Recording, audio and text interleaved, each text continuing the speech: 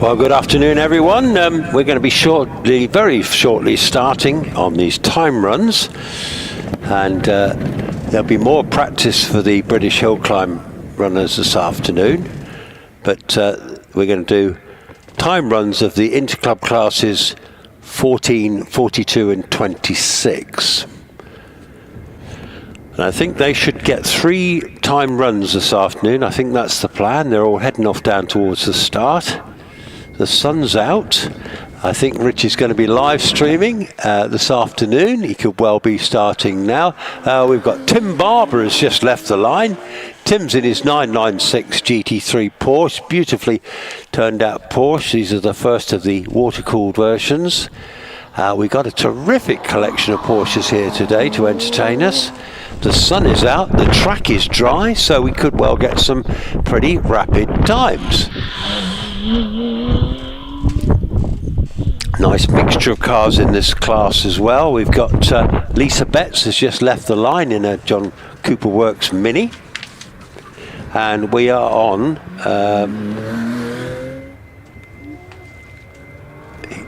so some of these are shared drives, so it makes it a little confusing which class they're in. So we've got car 840, Tim Barber. Here he comes now. That unmistakable 6-cylinder engine in the back of that one sounds terrific, doesn't it? Heading up towards Quarry Corner, tight corner into the finish, and he finishes with a time of 62.78 to start us off this afternoon.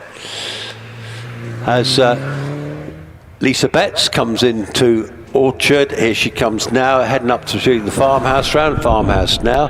This spectacular Mini. I love the fluorescent wheels on that, lovely colour scheme.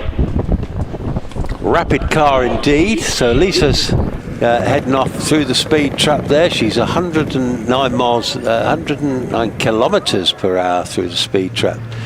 So I'm just gonna, so she's in the Bark Yorkshire members interclub license holders. She's the first of those runners. We've got a big collection of cars in there.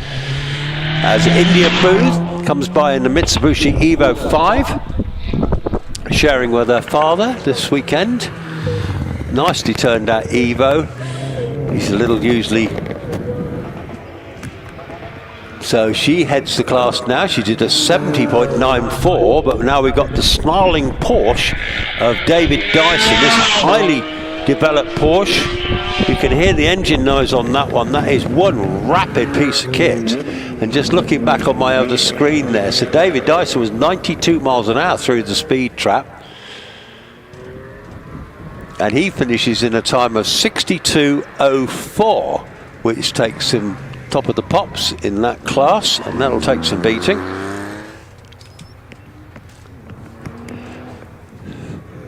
Nigel Watkins in another Porsche 996, the white one here, coming around farmhouse. Here he comes now. Floors it up the straight. Big impressive Porsche, they sound terrific. 83 miles an hour through the speed trap there. And he's heading off up towards the finish, and he does a 65.33, just fractions slower than David Dyson's, but not far away. Wayne Helb in the 718 GT4, here he comes now. This is, I think, quite a new car for him. Quick car, quick driver normally. 81 through the speed trap. Up towards the finish, and he finishes in a 66.41. So at the moment, David Dyson in that very rapid GT4 RS is comfortably ahead by about 3 seconds at the moment in that class. Martin Leach in the 911E. This is the classic air-cooled Porsche, that white example with the whale tail on the back, beautifully turned out car, very historic car. We're in the Porsche runners and riders here.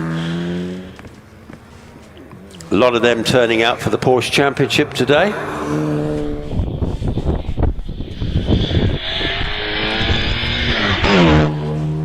As we look at Graham Rose in the 924. That's a 3-litre version, but in the 924, the early 924s I think originally were 2 litres. But this particular example is running the 3-litre, the later version. And we're going to be getting a look at Stephen Jury. Here he comes, this nicely turned out 944. He again, I think this is a 3-litre supercharged, and if I remember rightly, he won the championship last year in the Porsche Championship in this car, and I think they run a handicap system in that championship based on horsepower and performance. So Graham Rose did a 67.9 in the 924. Stephen Jory did a 65.92. Ian Wadsworth heading towards the finish in the 911 now. That's beautifully turned out original 911 too. That's a classic, the classic 6-cylinder air-cooled Porsche that are very, very desirable now, that everybody wants. And of course they're fetching crazy amounts of money. He does a 64.96 in that older Porsche, very nice too. And here comes Carl Lupton in the 944.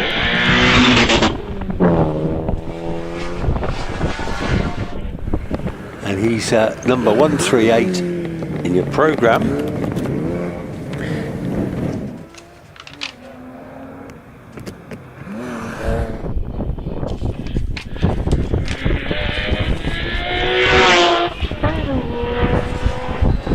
Wayne Eason goes by in the Porsche Boxster, the unmistakable sound of that Boxster. It's a rapid bit of kit.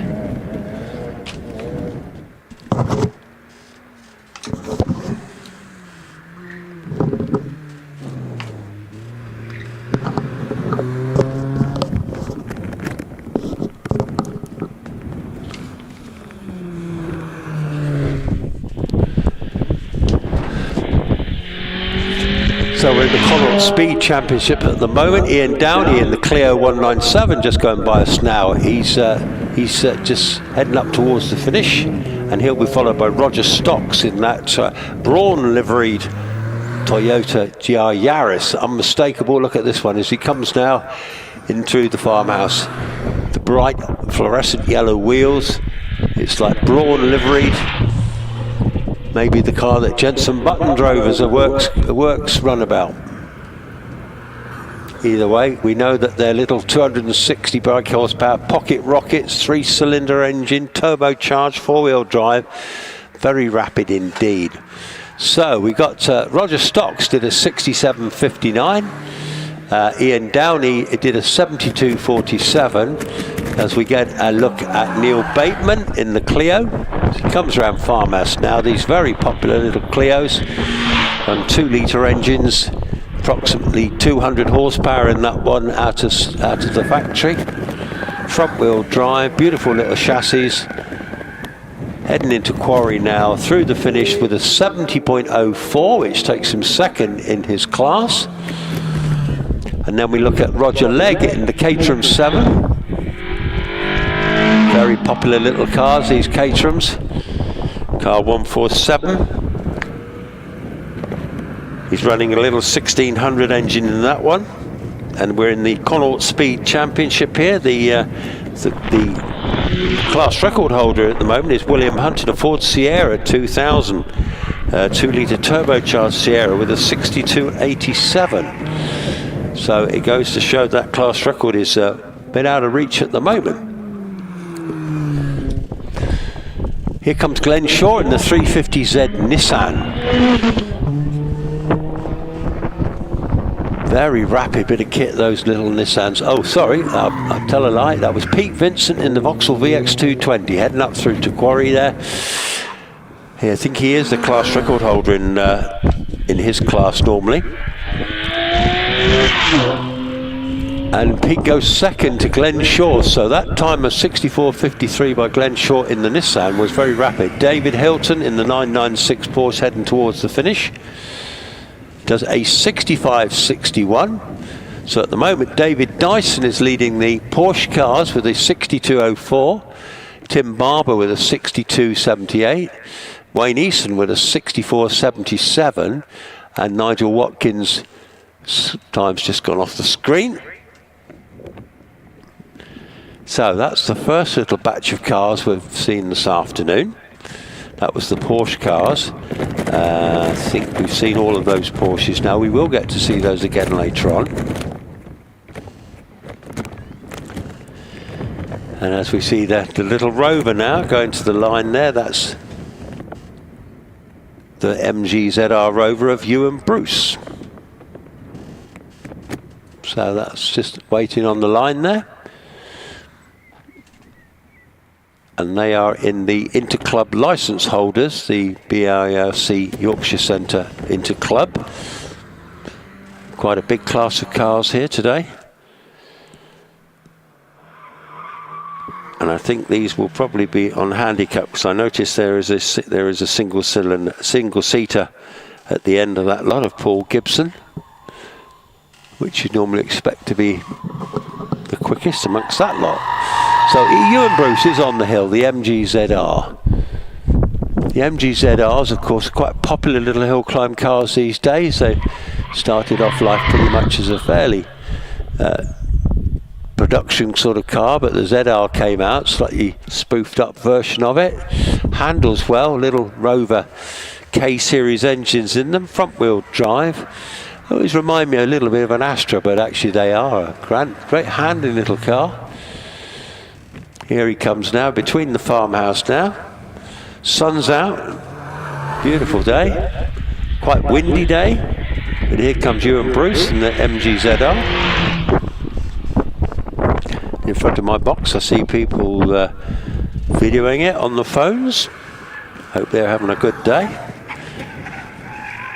What a fabulous place to come on a day like this, on a weekend like this. Tomorrow the weather might be a bit more inclement, so I suggest if you do come tomorrow to make sure you probably bring something for the wet stuff, because I think showers are forecast tomorrow. But at the moment it's fairly warm, it's dry, windy, sun's out, lovely. So Ewan Bruce there finished in a time of 76.23. And then we're going to be looking at Sean Craven in a little Renault Clio RS. He's just left the line.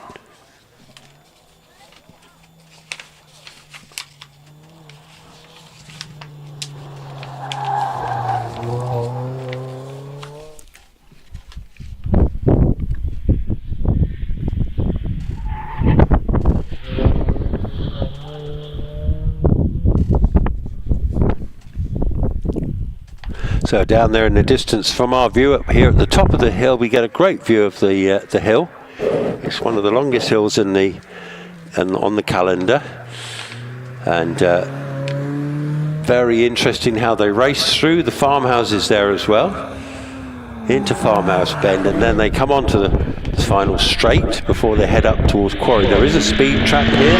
It's about 2/3 up the straight here, just before they start to make a long right-hand bend and then a sharp right-hander into the finish.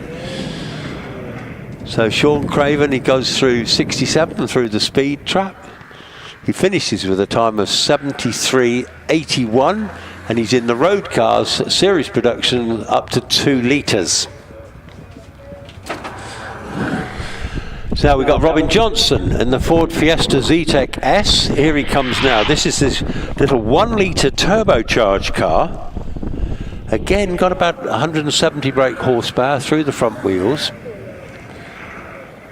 64 miles an hour through the speed trap. Hedenstall has finished, goes top of the class so far with a 70.37. Well done, that man. George Tower from Chinner in Oxfordshire. Here he comes now in the little Fiesta 150, the ST 150. He's here with his father.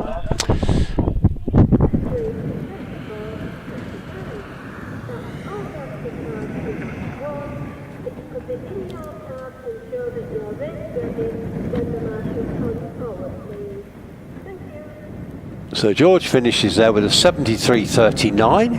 He goes 4th in the class so far. This is the Yorkshire members Interclub licence holders.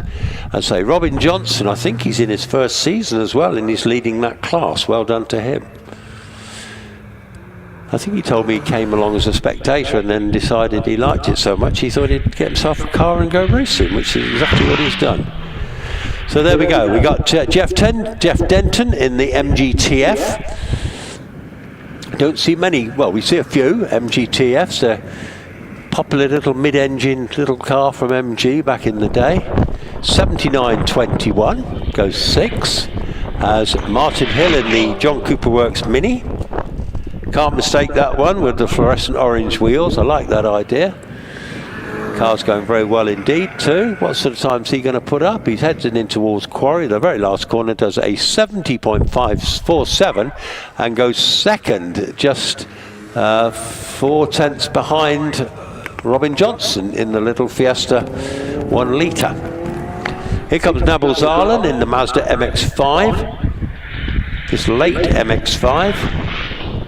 2 litre power. MX-5's biggest selling sports car ever, I'm told.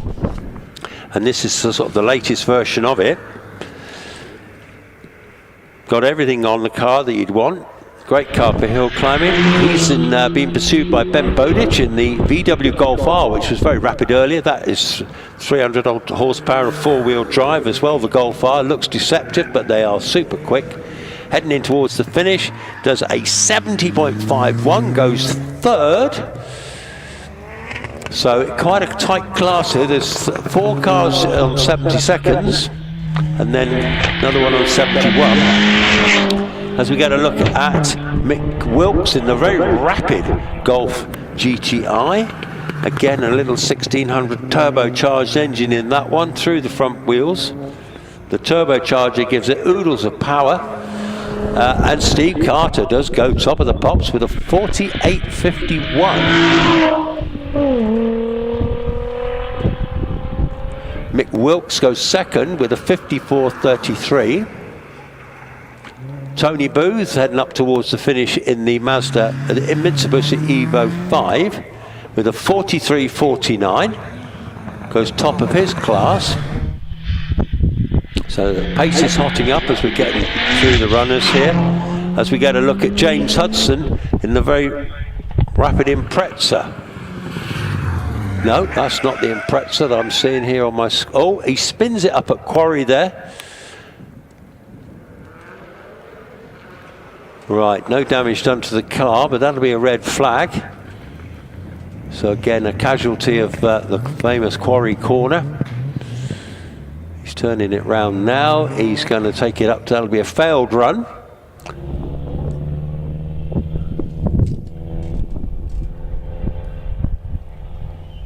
Right, so there's James Hudson. He'll get a rerun. James Hudson was super rapid earlier.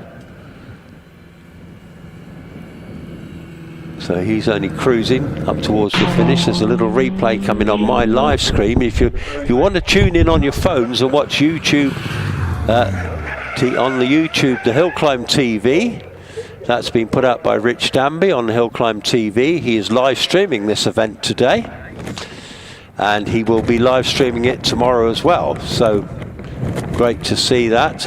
Like and subscribe if you like what we're doing and Rich is doing.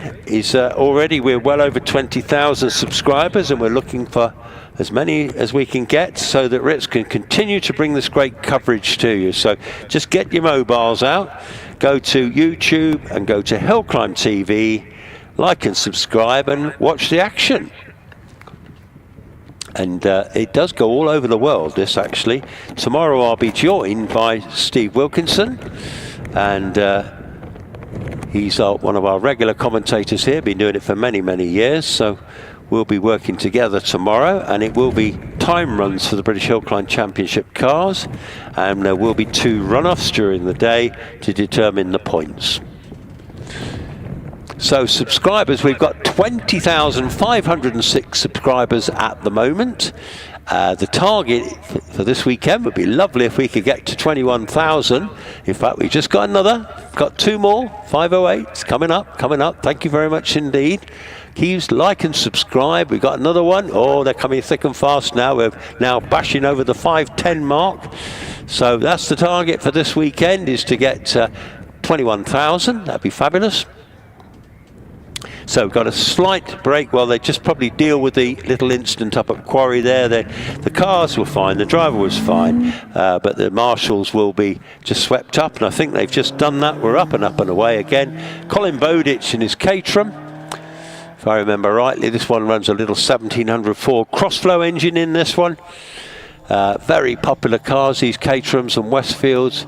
Proper little front engine cars, and the really quick ones these days run motorbike engines, Hayabusa engines in the front, so they a small lightweight, and I've got some facts to tell you about the 1100 class, which is really interesting, and they'll be coming up shortly. So Colin Bowditch on his way up the hill at the moment. So James Hudson, well, they're saying he's finished his run with a time run with a 56.20, but I'm not sure about that. We will see. I'm thinking he may not get a rerun. We'll see. Either way, the sun's out. Here we got. Here comes Colin Bowditch in the Caterham.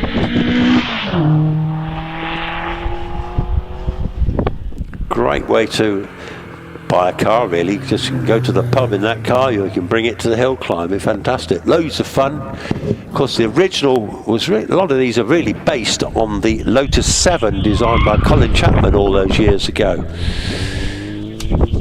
So Mark Kay is on the hill in his Lotus Elise, again another popular car for hill climbing. The little Lotus.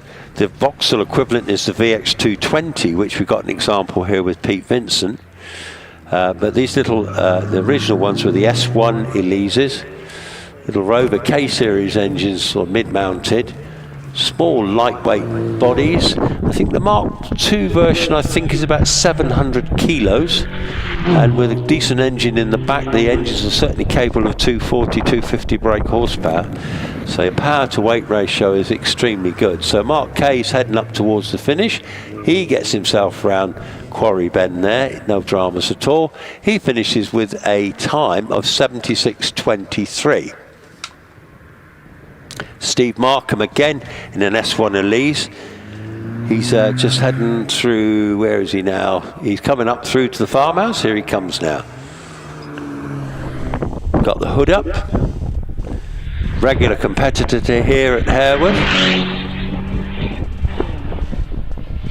The very quickest cars you'll be seeing here today in practice will be those big single-seaters, and they will be going through the speed trap anything up to 125, 130 miles an hour, which is extremely rapid when you see the speed they're coming around farmhouse. They then boot it and they go through several gears very, very quickly indeed. Here comes the beautiful Mark I Escort with a Cosworth engine in the front. Isn't that beautifully turned out, folks? Sounds terrific. Beautiful alley wheels on the front of it. The lovely paint job with the RS decals, as they call them, on the side there. Into Quarry now. Little flick onto the grass there, but he's fine. He finishes in a time, Adam Warren does a 69.78, takes him 6th in the class. Tony Booth leading the way with a 43.49. Neil Thorne in the little Ginetta G15. Here he comes, the little yellow Ginetta. Little Hillman imp engine in the back, little 4-cylinder Coventry Climax imp engine. He's going quite steadily there, so I don't know if he's got an issue with that engine.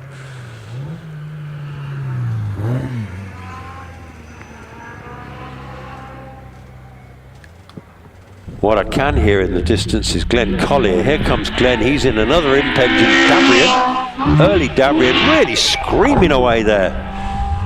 Wow, he's Glenn Collier, he's a regular here as well.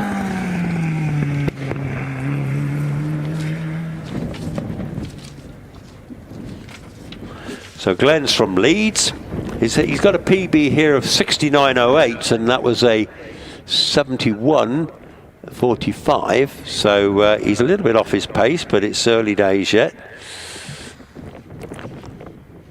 So at the moment we've got nothing on the line for us. We're just waiting for some. Well, there's a break of cars down on the start line, start road there, because this is a great hill because we have a separate start road. So the cars go down to the start, they do their run, and they come straight back into the paddock. So we're able to keep a really good swift turnaround of cars. So I just want to give a shout out to Doogie Kant, who's I think now back in Worcester. He had quite a nasty accident recently at Loughton Park, but I know he's looking in on the live stream today. Welcome, Doogie. Hope you're making great strides. I know you're working really hard with your physio and everything. You had to have quite a serious operation. So Doogie Kant, we wish you a very swift recovery, mate, and hope you're enjoying the live stream. We'll catch up with you again later and give you another shout out another time later or tomorrow. Look after yourself, Doogie. Paul Gibson on the hill in the OMS 3000. These little OMSs, they're built by Steve Owen at York. He's built several hundred OMSs. He's won the championships with Trevor Willis, has won the championship 3 times in an OMS. He's their most successful driver, and Trevor is here this weekend competing and always runs well at Harewood. Trevor's in the blue OMS if you look up in the paddock. It's a OMS with a 2.5 litre V8 engine in the back of that one, but here he comes now, the little OMS. Little screaming bike engine, 1 litre bike engine. These little 1 litre cars are extremely rapid and are really ruffling the feathers in some of the championship rounds in the hands, you know, of the young drivers that are out in them. More of them later. This looks like James Hudson's down there on the line in the Subaru for a rerun. Am I not mistaken? Is that James?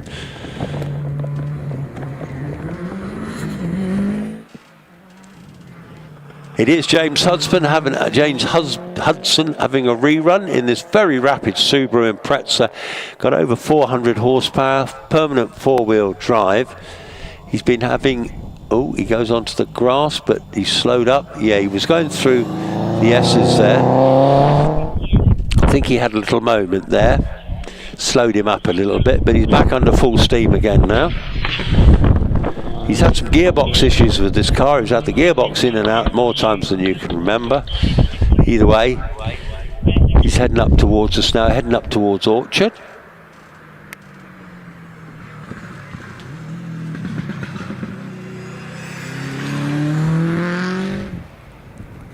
Yeah, he did some good times this morning, so he just needs a good clean run. This probably isn't the cleanest of runs. Here he comes now around Farmers, puts the power down at 400 horsepower. Fast car, that one, quick driver. And I think he told me earlier that not only did he smash his PB this morning, but he would have been potentially inside the class record. So 71.80, goes 4th in the class at the moment. He did a 56.20 earlier, so you can see that moment earlier on the course cost him. Just going to switch off very rapidly and have a quick slurp of water.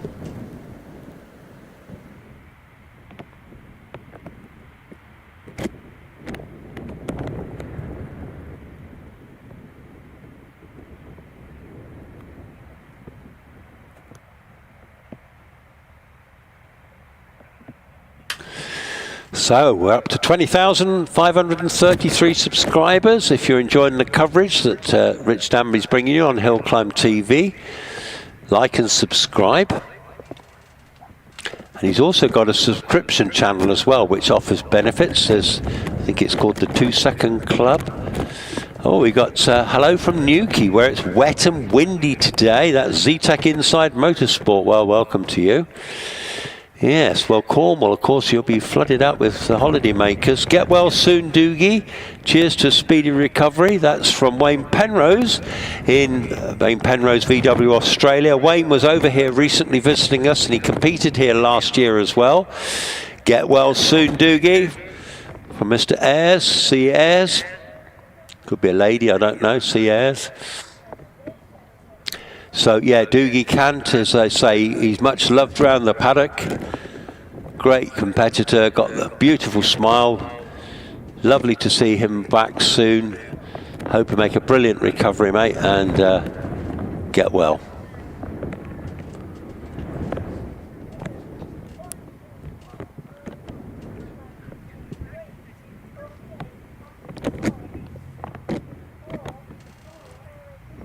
Hi from B and Tom and Munster in France. Tom Ridinger. We see quite a few from Ridinger. Mr. Ridinger. Hello from Le Mans Classic, Christopher Williams. Yes, that's going on this weekend, isn't it? So that should be terrific. And afternoon from an overcast but dry Southport, SRW. That could be Mr. Wilkinson, who could well be here for afternoon, if I'm right. Anyway, he lives in Southport. He'll be watching for sure. Watching from the Jersey Channel Islands. Good luck to all involved. Adrian Passman. Good afternoon from Cheltenham, Simon Kingscote. Yes, posh Cheltenham down near Gloucester. Good morning from Vancouver, from Canada. OS Lid Hero. Oh, fantastic. We're going to be back in action very shortly now, folks. We got, that looks like that little Polo GTI on the line.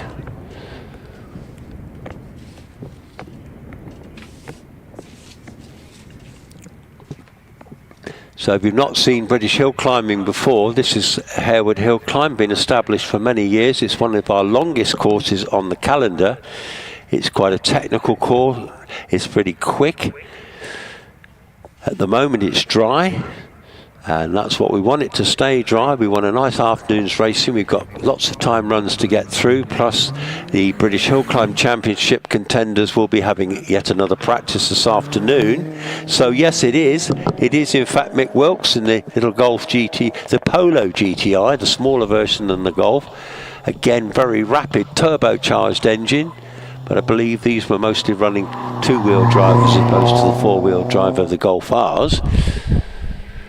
But nevertheless, it absolutely flies, this little car.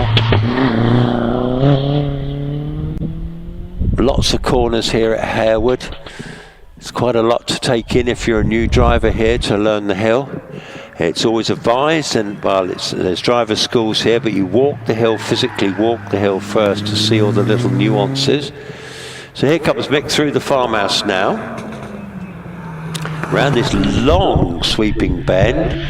They get round there, then they throttle up hard, up the straight, through the speed trap. And then there's a long right-hand corner with a sharp right-hand finish over the finish, where a lot of cars come to grief and spin it. Anyway, so the little Golf GTI of Mick Wilkes has done a 68.20, 74 through the speed trap. I see one of the first of our single-seaters is heading down towards the start. That's probably a shared drive. It looks like the Jonathan Flesher car. If you get a look at Steve Carter in the Nissan 350Z. Now, quite impressive things, the 350Zs, aren't they? If I remember rightly, a lot of them had twin turbochargers on them, 3-litre V6 engines. So it's a potent combination, 69.29. Just looking at these times, the last three that have gone up have all been slower than the earlier times. These are the first times. So, okay, Stuart Reid I see sitting down on the line. I think Stuart comes from Blairgowrie in Scotland. He's here with his father. So it could be Dad. I'm not sure if they're both driving this weekend. I think they probably are. And I can also see behind that, I can see Stephen Darley's Red Baron, that he's sharing with Damien Bradley, of course, who normally drives the Legacy, but the Legacy is in shipment from America, where it was competing at Pikes Peak recently. So Stephen's jumped back in with Stephen. They often share the cars. And the Red Baron is a highly developed four-wheel drive Subaru built by Stephen. And the car that I see on the line there, the Stuart Reid Peugeot 205, little 2-litre 16-valve front-wheel drive Peugeot, is an absolute little giant killer. And I think Stuart, he may be the class record holder up at Doon in Scotland, where he's from. So we'll be getting a look at that shortly. Just a slight delay here at the moment till we get back into action.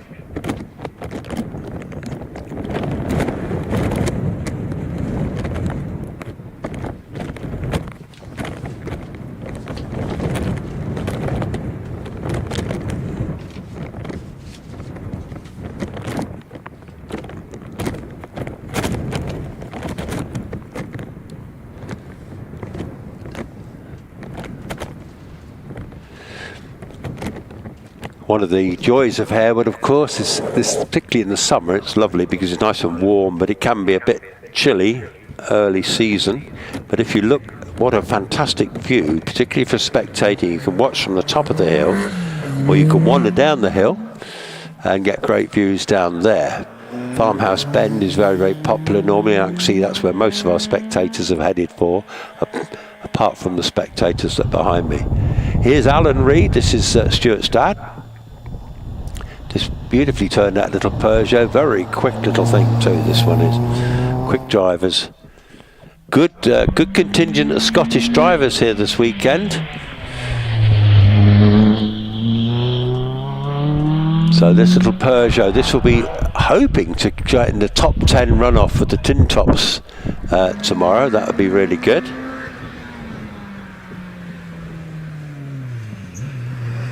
So here comes Alan, he's already coming into Orchard here, coming between the farmhouse now. Listen to the unmistakable sound of that 16 valve Peugeot engine, sounds terrific.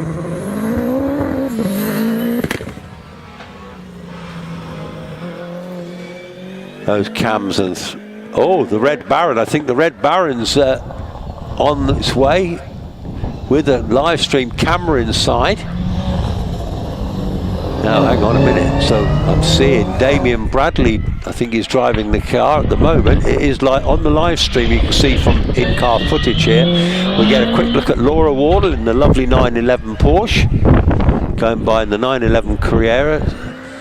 So sharing that car and has done for many years with Jonathan Williamson. Damien Bradley is now live stream. You can see it, you can see inside and outside the car on the live stream. Here he comes now in the Red Baron. That's 700 horsepower, four-wheel drive. Absolutely rocketing up straight there. My goodness me, that is quick. Wow, Damien heading up towards the finish, into the finish, gets it round there, finishes with time of 59.37, under 60 seconds. So comfortably quickest in the class. Earlier, I think Stephen Darley did a 60.75. So that's hotting up now. We're into the production cars up to 2 litres. This is Andy Smith in his Clio 172. Andy Smith builds DJ race cars. He is Mr. DJ Race Car, and he built that Firestorm that is here today. With Lindsay Summers is driving it today, and Alex Summers normally drives it.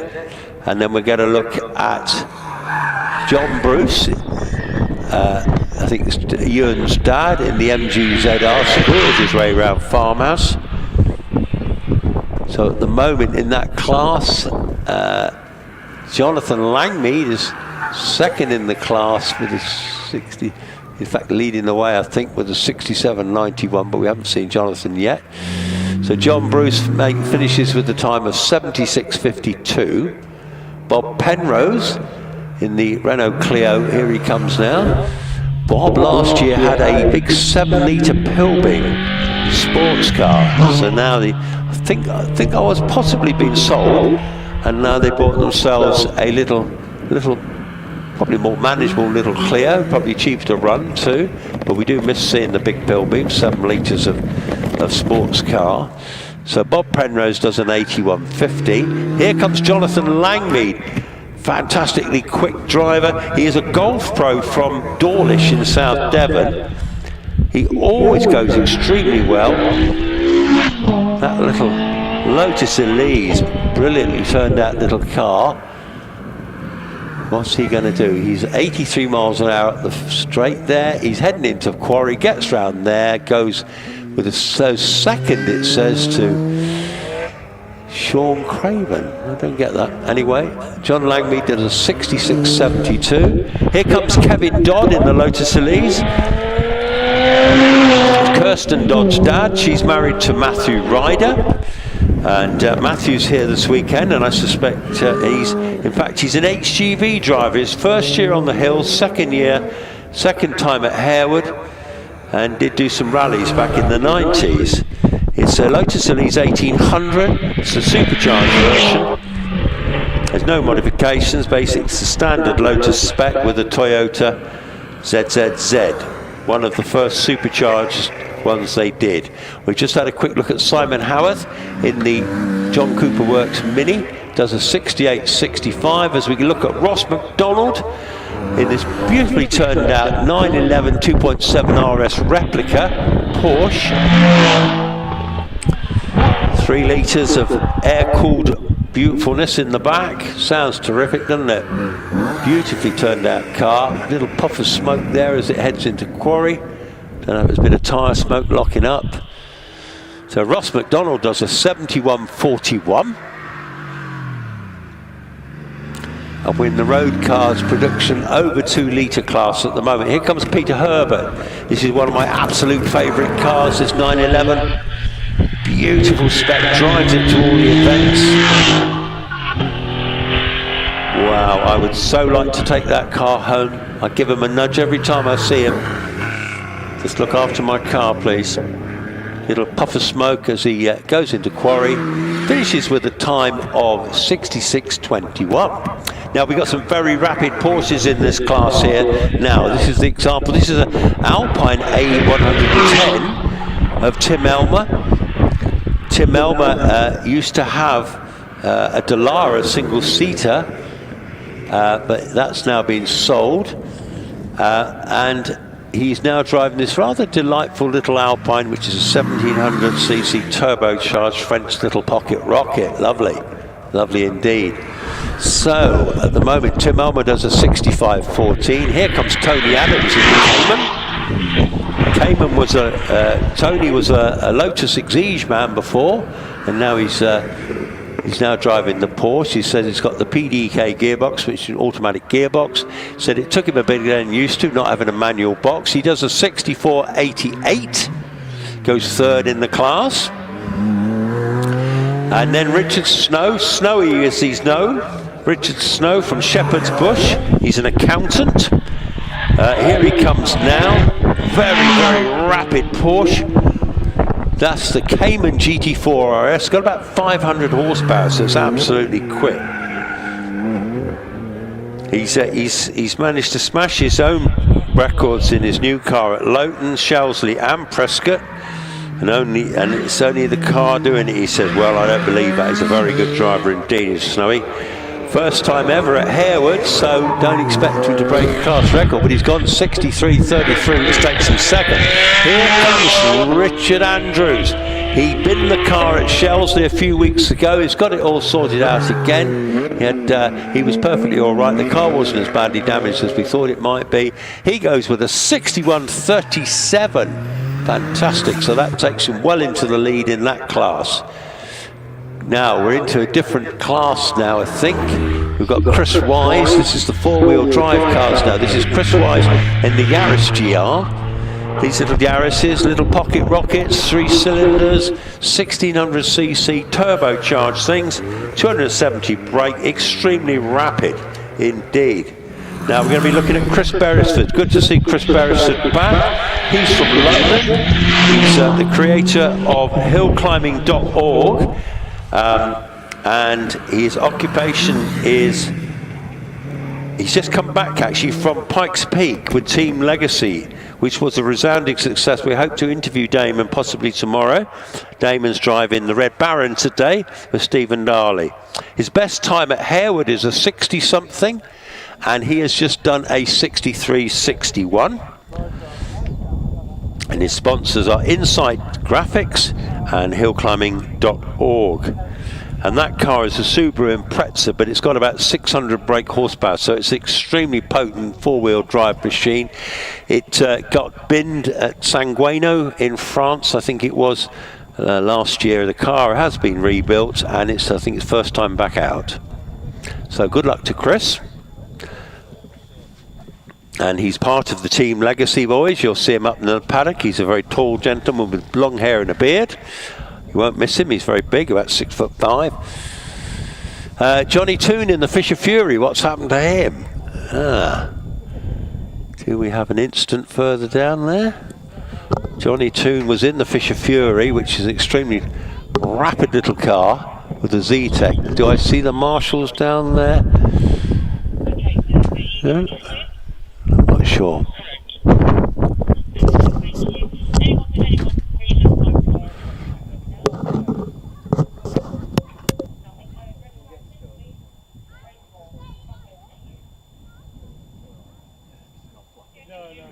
So it looks like we've got a slight delay. We've got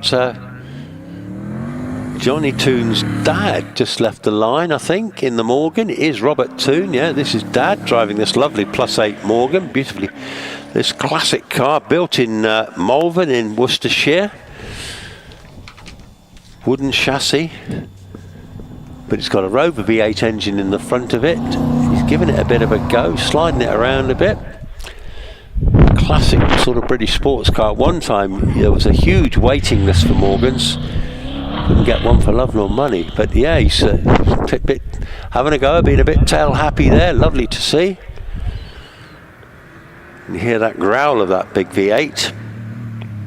Here he comes now into Orchard, puts his foot down, going through the houses. Unmistakable noise, isn't it?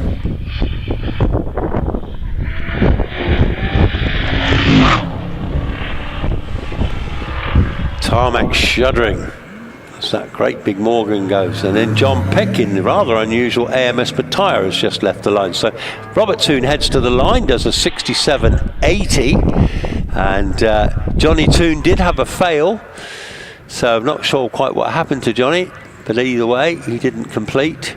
Here comes John Peck in the AMS per tyre. If you wonder what this one is, this is a fiberglass body over Subaru Impreza mechanicals. So it's a Subaru Impreza with a lighter body put over it, sports car body. Permanent four-wheel drive, of course. Loves the rain, this car. It always goes extremely well in the rain. And I think his lad, Harry Peck, is out later on in his OMS single-seater. Morgan Hamer and the little OMS Hornet, little 600cc OMS, whizzing there, a little screaming little engine in that one, finishes.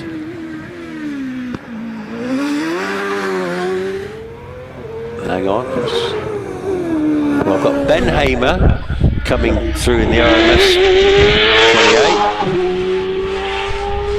Runs the BMW motorcycle engine in that one, which is quite an unusual combo, but very quick indeed. Since they've changed for that BMW engine from a 750 turbocharged Kawasaki engine, they've made great progress in that. So Ben Hamer does a 52.22, and Will Hamer earlier did a 52.12. So it's all pretty hot between the Hamer brothers. As we look at Scott Rayson from the Channel Islands, just gone whizzing by us in the little the Empire 00, built in 2021 car, 1 litre bike engine in the back of that one, and does a 54.71. Tim Thompson in the OMS is left the line, and Stephen Morgan is on the hill at the moment with a camera on board in the Empire Evo 3. So here comes Tim Thompson, long-time single-seater driver, long-time connection with this club. I think he used to be chairman of this club, I believe. Anyway, so Tim is on his way to us now. As we're looking on the live stream, we're looking at Stephen Morgan. This beautiful view coming through the farmhouse. The camera's working brilliantly, braking hard into farmhouse. Comes round, here he comes now. Lovely little turned-out Empire, that isn't it, in that blue with the fluorescent on it. Heading through the speed trap there, 100 miles an hour through the speed trap. Long finish into the finish, and finishes with a 56.08. Now we are getting into the 1100cc class, which has become incredibly competitive. We're regularly getting entries of up to 20 cars. And one of the reasons these little 1100s are so quick, and here comes Richard Weaver, sharing with his son Tom. Lovely little Empire Evo 2, well-developed car, great pair of drivers. The Weaver family, great supporters of Hillclimb as well. Great friends of Doogie Cant, who's getting better after his accident. Best wishes to you, Doogie. Get well soon, mate. Paul Harris. So we've got Paul, we're now into the Formula Fords. And normally Rob Spedding's very rapid here, but this is Paul Harris. He's sharing with his brother Jimmy. This little Van Diemen RF85, built in 1985, runs a little 1600 Ford engine in the back. All these Formula Fords, pretty much similar spec, similar tyres, suspension, and they have some really close racing. So we've got a bit of a mixture here. We've got Martin Rutter in the Fiat X19 coming through farmhouse now. We don't see many of these cars. A lot of them succumb to the tin worm. And then I'm going to be looking out for Eric Murray in a rather unusual imp, which I can see now through Orchard. So this little, he's from Leicester. He's a design engineer and he's had 10 years in this car. His best time is a 64.5 and it's a little turbocharged 1 litre imp engine. It chucks out about 170 brake horsepower, which is a lot for a little imp. It's original Hillman imp steel body with big arches, original Hillman imp engine, but it's turbocharged with a jackknight 4-speed dog box. So there you go, folks, that's the spec on that car, but he certainly drives it very well indeed. Eric Murray's just done a 66.58, but I think his best time so far was a 66. So Stuart Reed, we're looking for John McKenzie. Here he comes in the lovely Mark 1 Cortina. It's a Lotus Cortina Mark 1. Actually, I had a feeling it had a cross-flow engine in it, but there we go. We'll find out later for you on that one. Comes from Scotland, John, and he'll be followed by Amy Jenkins in the little Renault Clio. Here she comes now. I think she's married to Morgan Jenkins, who's driving Sandra's Pilbeam later on.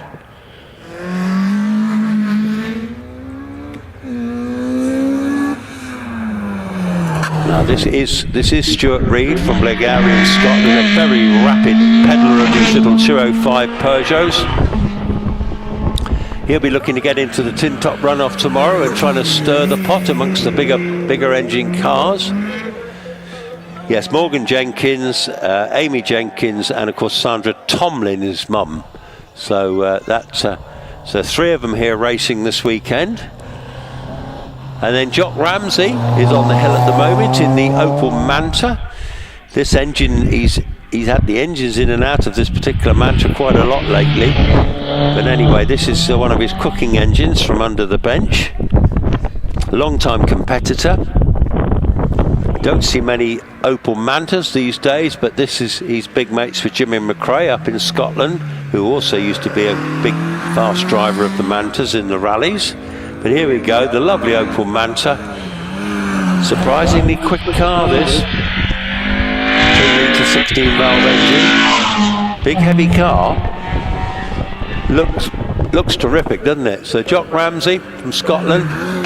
Stuart Reed's leading the way at the moment with a 62.68. Jock Ramsey did a 66.89 earlier. He's done a 66.52 this time.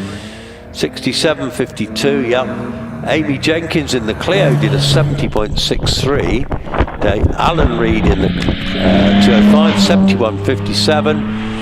As Hayden Spedding goes by in this beautifully worked Jaguar E-Type. Had this car for many years, said it was going very well at the moment. He's gone through the finish there in a 64.56. Jonathan Williamson is leading the way in this class at the moment. And we're going to be getting a look at Jonathan Williamson any moment now in the beautiful 911 Carrera that he's owned for, I think, 40 years, I think. And I think it was only last year it had an engine recall. 6-cylinder air-cooled power, beautiful, isn't it? From Taunton, down in Somerset, regular competitive, loves doing the Southwest Hill climbs, goes round Quarry, finishes there with a 65.11, doesn't improve on his earlier time. But here comes Paul Howell. Howell's in the 911 RSR. Look at this one, folks, this has got a seriously grunty engine.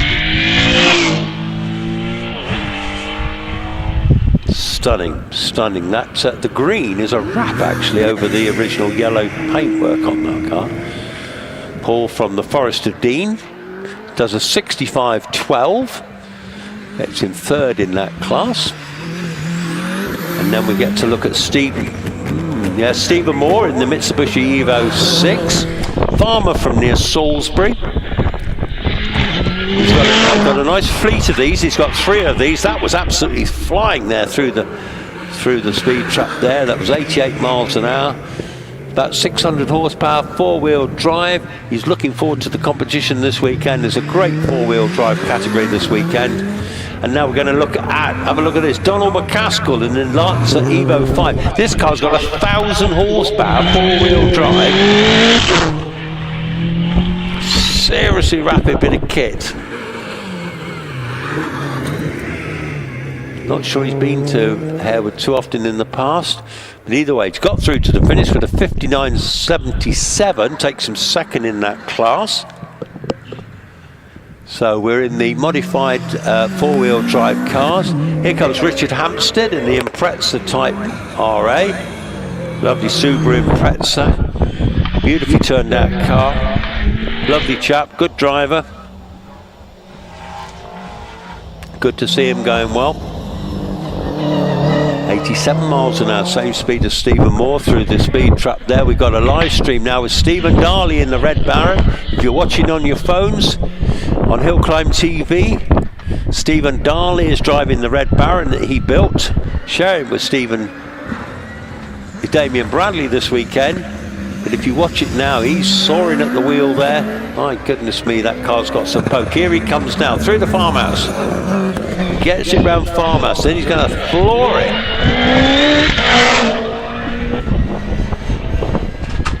Wow, that's a rapid thing, isn't it? That was 94 miles an hour through the speed trap there, heads towards the finish. Does a 59.27, which takes him top of the pops in that class. Second is Damon Bradley with 59.37.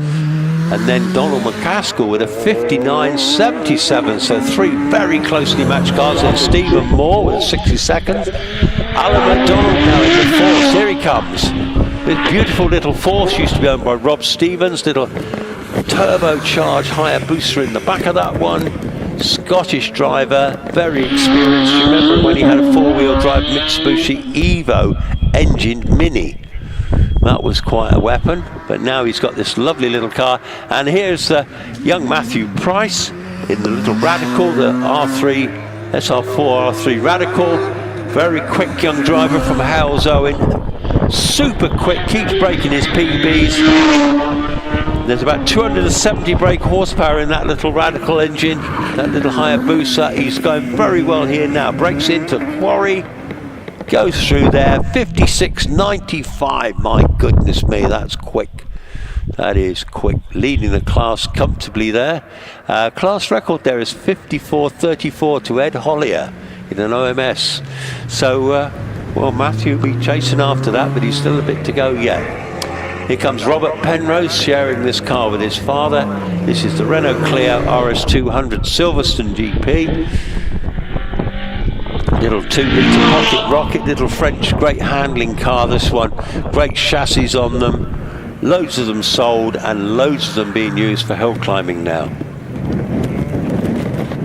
Now Luke Saunders is on the hill. I hope he gets a clean run this time in the rain egg. Come on. You can see him right down there at Orchard there. Not at Orchard, down at Willow, through country. Heading up towards Orchard. They had some electrical gremlins earlier, fuses blowing. Let's hope he gets a cleaner run this time. Come on, see how he gets on this time. This car is a Reynard Formula 3 front end tub, and then it's been, oh look, he's still having problems. Oh, how annoying for him, how annoying. Lovely car, lovely folk. He comes from the Channel Islands. Hope they get a bit more luck, but he said there may be a contingency plan for tomorrow, which I won't tell you about just yet, because I don't know if that's going to actually take place.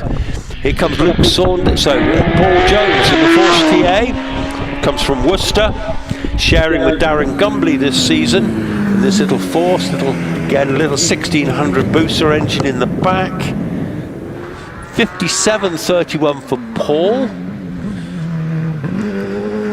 So we're now into some rather hot single-seaters in the 1600s and 1100s. Here's the example of Adam Greenan, the Empire Evo 3. The Greenan brothers, always highly entertaining, always very, very quick indeed. 103 miles an hour through the speed trap, gets it round to the finish, does a 55.74, goes fifth in the class of the 1100 to 1600 class. Alan Warburton on the hill. This is David Warburton's dad, long time competitor, very experienced driver. This car is beautifully turned out too. This is one of the development Gould GR59s, one of the first ones with a bike engine. And you can hear that engine working away in the back and absolutely flying. 108 miles an hour through the speed trap for Alan. Into Quarry Corner, 52.99, takes him second in the class to his own son David. Well done to Alan. Jonathan Evans in the pill beam.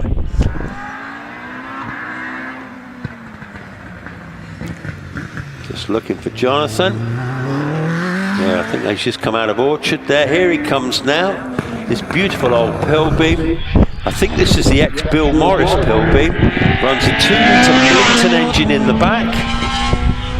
16-valve 2-litre Millington, brilliant engines, lovely, lovely car. And he's sharing that car with his best friend, or good oppo, Kevin Creven. So Jonathan does a 62.08. Trish Davis just coming into our view now in the Force 2A. Got her husband Terry Davis's 2-litre V8 in the back of that one. Always a close battle between Terry and Trisha. She does a 58.37 and she goes 5th in that class. So we're in the 2 litres, 1600 to 2 litre class, currently led by Jonathan Varley, our Midland Hill Climb champion. Here comes Andrew Colborne, sharing with his son Aaron. This lovely, lovely Van Diemen. 270 horsepower of Ford Zetec power, highly developed. It's his next Formula Ireland car. Always one of the best turned out cars. And we get a look at Simon Bainbridge with onboard camera. You can hear the V8, the twin turbocharged Audi engine. It'll burble, the turbocharger will kick in. It's deceptively quick, that car, I can tell you. What speed was he doing? 110 miles an hour through the speed trap. He's a farmer from the northeast, and he's through the finish with a blistering time of 57.23. This is in the Sports Libra cars over 2 litres. Archie Kerr in the little shared Hornet. Little 600cc OMS. Little 600cc motorbike engine screaming away there. 83 miles an hour through the speed trap. Brakes hard into Quarry, gets it round there, 58.50. Just leading that class. And Archie Kerr, of course, is co-driving it, did a 58.50. So nothing in it. So Morgan Hamer is leading a 58.05. As Will Hamer, one of the dads, is coming through in the OMS 28. Will Hamer, extremely rapid, of course. 52.08, goes top of the pops in the up to 1100cc class, which is hotly contested. Those 1100cc cars, they only weigh about 290 kilos.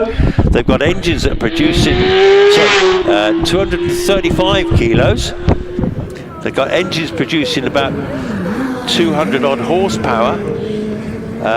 Very, very light indeed. And in fact, the second generation of engines are 30 kilos lighter than the first generations and producing the same power. But anyway, here we got Richard McTosin. He's got the car back out.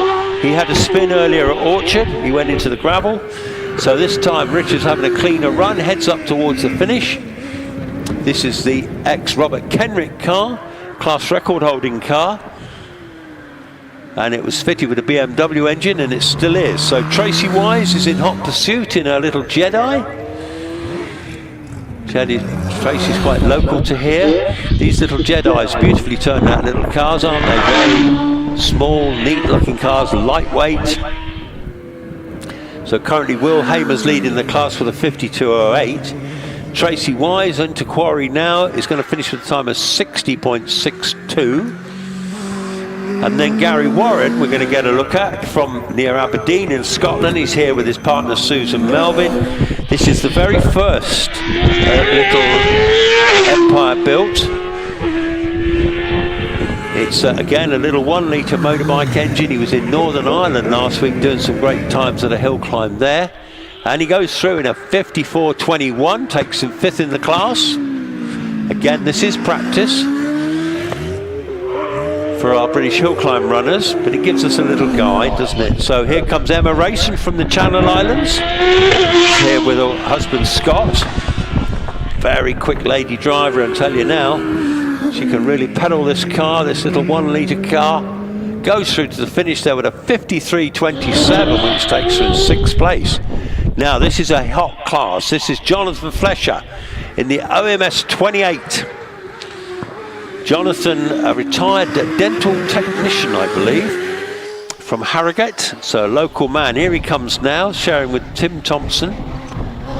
He's been getting in runoffs this year in this car, very quick indeed. And his son, of course, is moved out to Australia when we first started driving this car with him. We got on board here with Tom Morgan now on the live stream in the Empire. So Jonathan does a 54.27, which takes him 3rd in best practice. Here comes young Tom from Ellesmere in Shropshire, here with his father. That very bright fluorescent helmet, hard to miss it, isn't it? Talented young driver, lots of power in this little car, gets it round to the finish, does a time of 54. Maybe a bit of a scrappy tie. He comes 3rd in this so far. Here comes young Tom Weaver from Ludlow. Very rapid young driver. We call him 10 Stone Tom. He's built like a racing driver, isn't he? Very quick driver indeed, and does a time of 52.33.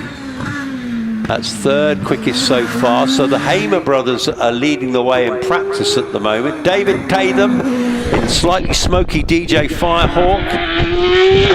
Put another engine in this car this week. Always very rapid here. I think he was runner-up in the Harewood Championship last year.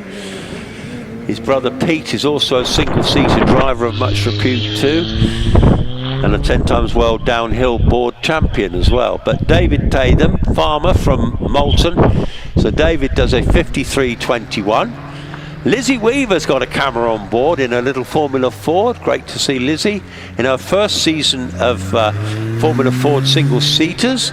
She drove the family Citroen Saxo last year. And here comes Lizzie, getting it round the corner well in that little Formula Ford. It's a big step up, driving into a little single seat. It's got no aero on these cars, they've got no wings. It's very much driver experience through the seat of your pants, literally. And here she comes round Quarry, heading up towards the finish, and Lizzie's going to finish with a 76.66. Sarah Bosworth's on the hill in a Van Diemen RF85, very quick. The Demon Barber from Sheffield, here she comes. She's not a hairdresser, folks, she's a barber. She'll tell you that very firmly. A very quick driver indeed as well. This is a great class actually, because Jimmy Harris is following her, and Jimmy Harris and Richard Spedding, not Richard Spedding, sorry, Rob Spedding will be in hot pursuit. So Sarah Bosworth does a 62.90, takes a 2nd in the class. Rob Spedding's leading with a 62.27. Here comes Jimmy Harris round Farmhouse, very rapid driver indeed. Beautifully turned out little Van Diemen RF85. 78 miles an hour through the speed trap. Now into the finish, does a 61.49. And that is the quickest of the Formula Fords so far, but can Rob Spedding do anything about that? Now just looking at his sector times, I think he's not there at the moment. He's showing not much quicker than he did before, but we'll have to wait and see. Oh, he's got a red flag, so he's been stopped. So Rob gets a stoppage, he'll get a rerun. So something might have happened further up the hill. So we'll find out very shortly where we're at. So a shout out to all our marshals this afternoon, do an amazing job. If you fancy becoming a marshal, have a word with any of the boys, girls, ladies, men in orange, and you can join. It's the best way of getting close to the action. They'll look after you. Full training is given. Join the gang in orange. Without the gang in orange and all our medics and our timekeepers, we would not have any motorsport for you. And so, yeah, shout out to you, marshals. Thank you very much. Doing a brilliant job as usual, out in all weathers, and they'll be there to the end. And much we need them too. So, yeah, fantastic. So this afternoon we're getting some time runs. We're getting the practice runs from the British Hillclimb Championship cars. We're in the 1100 class and then the Formula Fords. And then we'll be moving up to the bigger engine single-seaters. And finally finishing, well not finishing, but finishing off with the really quickest cars, the big single-seaters, the 4-litre cars, the big V8s that currently are dominating the championship, as you'd expect. But this year the championship is incredibly close, actually. In the programme, if I'm trying to see which page it was on, bear with me. Yes, so just on page 6, I think it is, we've got the British Hillclimb Championship. The current leaders at the moment, Matthew Ryder, after the last round at Dunes, leading the way with 123 points. Hotly pursued by 4-times champion Wallace Minges with 119 points. Sean Gould is going brilliantly this year, sharing the car with Matthew Ryder. Sean's lost quite a bit of weight, he was telling me. He's really dialed in, and he's third with 93 points. And then Will Hall is going superbly in his 4-litre Gould GR59 Judd. He's fourth with 92 points, and then Trevor Willis, our 3-times champion, is in 6th place with 61 points. So I think we're back away. Sandra Tomlin from Usk, down by Wales there, in the Pilbeam MP97. This is her own Pilbeam, 4 litres. This is one of the very last Hillclimb Pilbeams ever built. I think this is a 2013 car from memory. 4 litres of Judd V8. Fabulously turned out car, great driver, does a 59.50 to Sandra. And then we'll be followed by Bernie Kevell in the OMS 28. Bernie Kevell been competing for many years. He's usually out with Simon Andrews. This is like 2.8 litre V8 engine in the back of that one. Very rapid indeed. I remember doing a live stream chat in the paddock with Bernie, and fantastic to see him out there amongst the very quickest cars in the British Hillclimb Championship and doing very well. Lynn Owen, Steve Owen's wife, of the OMS cars. Here she comes now. Long-time competitor. That's the works car that she shares with her husband Steve. 2.8 litre in the back of a big V8, powerful thing. She does an excellent 51, 60.74, 87 through the speed trap. Here comes Nicola Minges. I believe Nicola's our current lady hill record holder. She's on the hill at the moment. This is Wallace Minges' wife. Very quick lady driver indeed. She's also a very accomplished sports lady, and the Minges family are all very accomplished sportsmen as well, skiers and water sports and the like. But anyway, here comes Nicola in the ex-Martin Groves in the early Gould GR55. Got a 3.2 V8 Cosworth engine in the back of that one, very quick indeed. And we'll be seeing that car back out again shortly with David Uren. So Nicola does a 54.35, which takes her 11th in that class. Alex Summers driving his home-built AFS P14, 2.5 litre Opel V6 engine, sharing the car with his wife Debbie. 118 miles an hour through the speed trap, heads up to the finish, 51.35, which takes him 7th amongst the big runners and riders. And that car has got into runoffs in the past. He's currently building another version, an even quicker version, I believe. Here comes Rob Spedding. He's having his rerun now into Farmhouse. 1600 Ford engine thrashing away in the back there. Now he's looking to beat Jimmy Harris's time of 61.49. Into the finish, does a 61.76, which is second quickest in practice. Okay, Sean Gould, here he is, he's on the hill. Sean Gould in the magnificent Gould GR59 Judd engine. So Sean builds these cars at his Newbury factory. This is the top spec car for British hill climbing currently. If you want to be at the top, you need a Gould. Not cheap, but beautifully, but Formula One technology, because Sean is... Oh, I thought he was spilled the beans. No, he's back in business. He's round farmhouse, going very quickly indeed. Look at the power of that. Wow, that's absolutely rocketing up the straight there, isn't it? 125 miles an hour through the speed trap into the finish, 48.73. Wow, that's the quickest we've seen so far in practice. Well done to Sean Gould. He's really got his mojo back this year, hasn't he? Driving so quickly.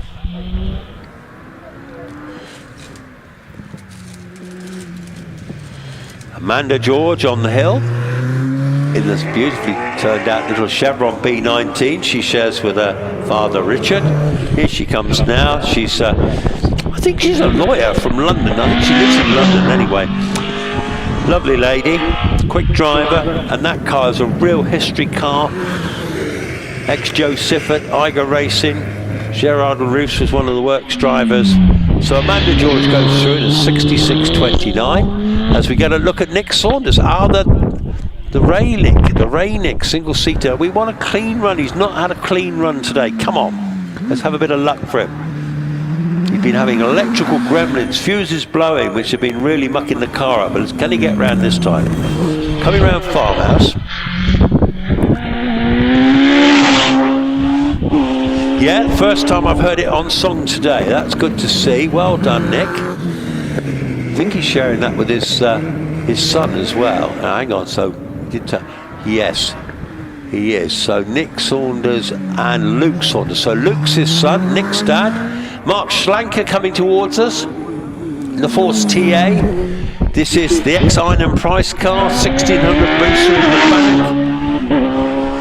He's really getting the hang of this car, really enjoying it. Mark from Stourbridge in the Midlands. And then we're going to get a look at Gary Hill in the OMS 2000. He's got the camera on board. Now, is that Gary? Yeah, it looks like. No, Gary had a red nose on his car. I thought this was orange. Right, so here comes Gary Hill in the OMS. Yep. And I think it's Darren Gumbley who's got the camera on board. So Gary Hill heads up towards the finish. Darren Gumbley on the live stream from the Team Valley, sharing with Paul Jones this season. He's absolutely flying too, really enjoying himself. Cameras, no pressure, Darren. Here he comes. He's a carpenter, woodworker, wood joiner, got a wood joinery business. Here he comes now. Power goes down. A little 1600 booster. 105 miles an hour through the speed trap. Heads up towards the finish. 54.47. And then we're going to get a look at Jason Tunnicliffe. Here comes Jason, a garage proprietor from Wells in Somerset. Little 1 litre turbocharged car. You can hear that really screaming, very quick indeed. His little turbo car. Oh, and he gets it round Quarry with a bit of tail slide there. Well done to Jason, a 53.76. Takes him third in practice.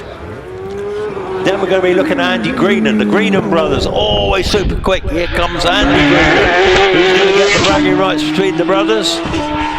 Seems to be on a mission, doesn't he? Going very well indeed. 109 miles an hour through the speed trap, up to the finish. Does a time of 53.48. David Warburton, always super quick, showing purple sectors is the quickest thus far in this class. Here he comes now, David, showing with his father Alan. This little 1600 booster, but very quick, developed Gould GR59 chassis and body. 50.55, comfortably quickest in practice so far.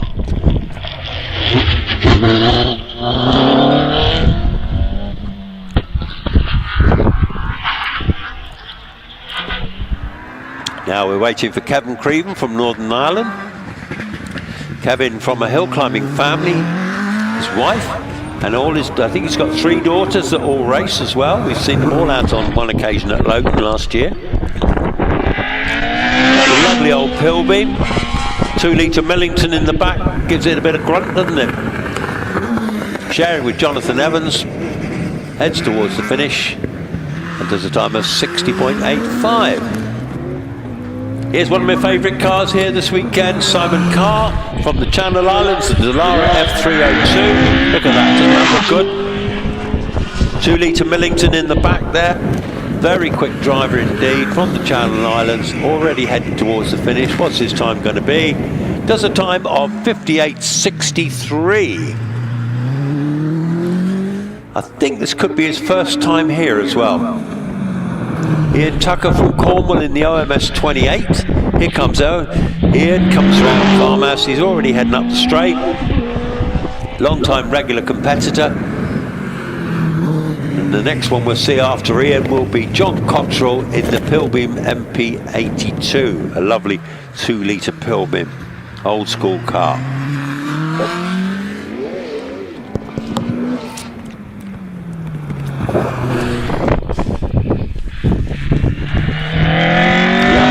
Cottrell. His son Jack Cottrell's out in the Dallara later on and doing very well in the British Hillclimb Championship in his Dallara. Gavin McLaren further down the way, they're down at country there. He's heading up towards Orchard. Here he comes now. This is this lovely yellow ex-George Bleasdale Pilbeam. 2 litres V6 Rover power. Sounds fabulous. Tom New, mechanic to Wallace Mingers up the top there, Toto New as we call it. He used to race one of these with a Rover engine, and I think he won the 2-litre class in it, so it's a very potent combination. Gavin McLaren did that 58.98. Terry Davis, Trish Davis's husband, builds these engines that are in the back of this little car. This little Force TA, which was new to them last year. Builds his own 2-litre V8 screaming engine. Same engine as Jonathan Varley's got in the back of the Predator. So who's going to get the bragging rights between Terry and Trish this weekend? Trisha did a 58.37 and Terry's just done a 56.65. Oh, Terry's in form. Here comes Andy Bugard from the Channel Islands. Can't miss that little car, can you? Again, 1600 boost per hour. Regular competitor, sometimes has to set off midweek to get here, but 113 through the speed trap and a time of 53.07. We've got is that Jonathan Varley's car? I think it is. Jonathan Varley's on the live stream with the camera on board. This is a new thing that Rich is doing this last few weeks. Here comes Aaron Colborne, very quick young driver in the little Van Diemen, 2-litre Van Diemen, very quick, come from Gloucestershire, him and his dad. Very capable driver, very lovely little car, ex-Formula Island car. Here comes Jonathan Varley in the Predator, camera on board. Current reigning British Midland Hillclimb champion. And that Predator's grey and white built car. They used to have an Arrows V10 Formula 1 engine in at one time. Now it's got 2-litre and it's absolutely flying in that car. Jonathan does a 51.75, which is the quickest in the 1600 to 2 litres we've seen so far. Here's one to look out for. Now this is young Alex Coles from Plymouth. Very quick young driver, won his first Midland runoffs recently, 2 of them at Logan Park.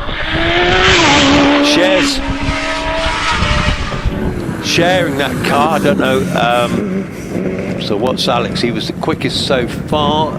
He did a 50.95. So as you can see, the cars are getting faster and faster, aren't they? And tomorrow we will be into time runs for these British runners.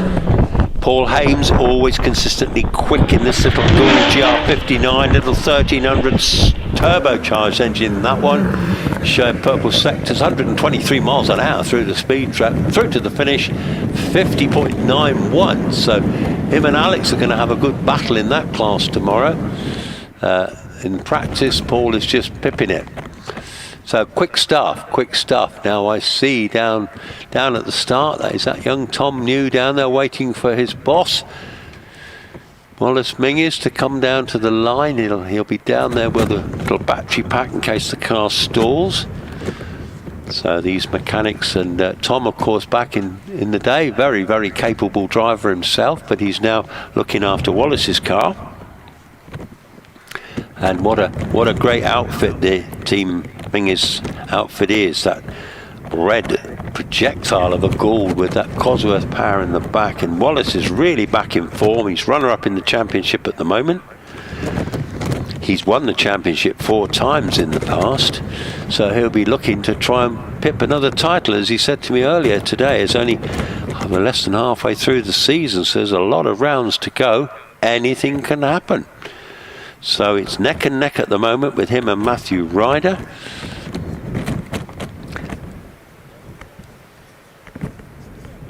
And of course, Sean Gould's in the fray, Will Hall's in the fray, Jack Cottrell, Trevor Willis. It's all happening this year, but it's great to see a really close battle. So far so good. The sun's out, it's staying dry. We've got more single seaters going down to the start, and we'll be back in action very, very shortly. So if you're watching from all over the world, very good afternoon to you. Welcome. We hope you're enjoying what you're seeing on this practice day for the British Hillclimb Championship. But we do have time runners in the Inter-Club Challenge. But at the moment we're finishing off the very quick single-seaters in the British Hillclimb Championship. My name's Chris Ponsford, and I've been struggling a bit of a bug thing. So I'm in my little hutch here at the moment, and I'm eating fruit of all things. I'm not one for eating fruit, but I thought, well, I better go all healthy here. But strangely enough, you never feel. I've got a thing of grapes here, seedless grapes. I've got mangoes. I've got bits of pineapple. I'm really enjoying it too. Very nice. Healthy eating for a change. That's a first. Marvellous. We've got somebody waiting down there on the line. So Jan Haynes says, a purpose-built course on private land. Yes, indeed. So who have we got waiting to come now? I think that could be Simon Jenks. Looks a bit like Simon Jenks in his brand new Force.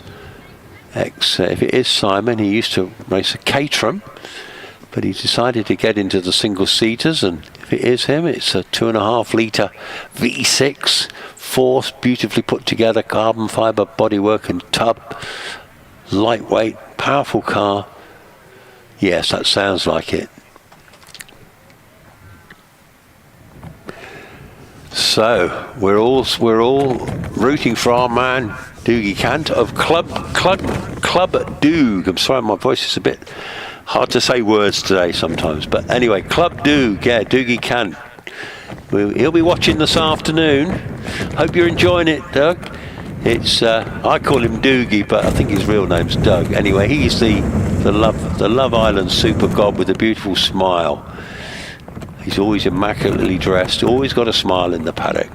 So he's recovering from a nasty bump at Loughton Park recently, and we all wish him a speedy recovery. So get him back in the paddock. But I believe yesterday he was transferred back to Worcester to help complete his recovery, and back on home turf now. Anyway, we've got here looks like he's revving the engine. It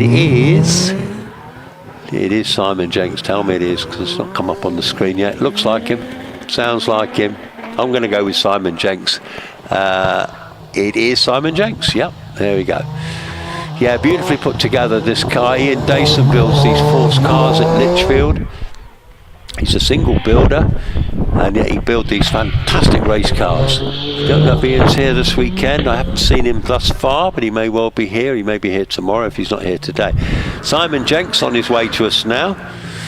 Have a look at this lovely Opel V6 in the back of it. Have a sound of that engine. Sounds absolutely beautiful, doesn't it? Round farmhouse now. Long sweeping corner. Puts the power down. Wow, that sounds beautiful, doesn't it? And it's 118 miles an hour. So he's getting, Well, he just got round, I'll just say that. He just got round Quarry Corner there. He all but spilt the beans, but he managed to get it round there. Now, did they give him a time for that, Simon Jenks?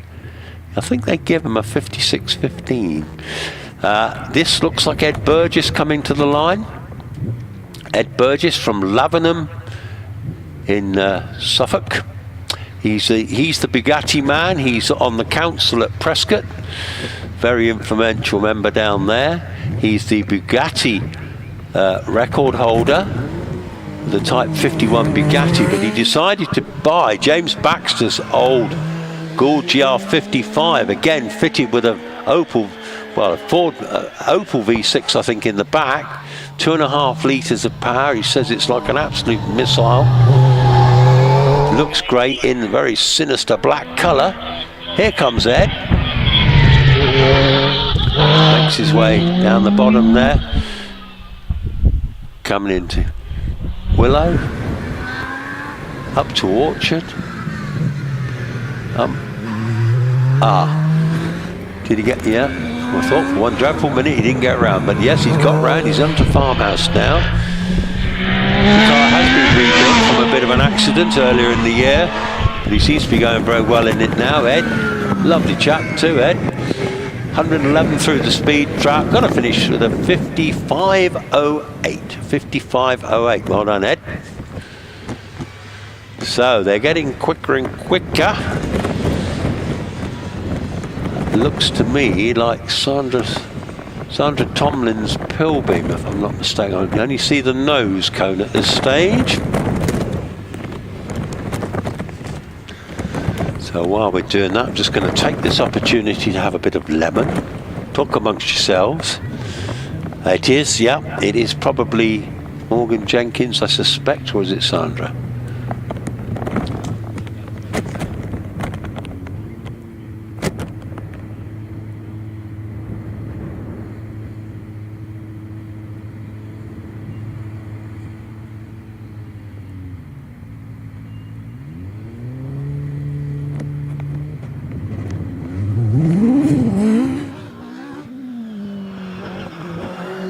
It is Morgan Jenkins, has just left the line in the glorious little Pilbeam. 4 litres of jump power in the back of that one, so it's a very rapid bit of kit. He's a very, very good driver as well. I think he's married to Amy Jenkins, Sandra's daughter. She's out in a little Clio from memory. So here comes Morgan. One of the last of the Pilbeams built for hill climbing, 2013 car. Sandra's owned this from new. Round the Farmhouse now. Lots of power. Guns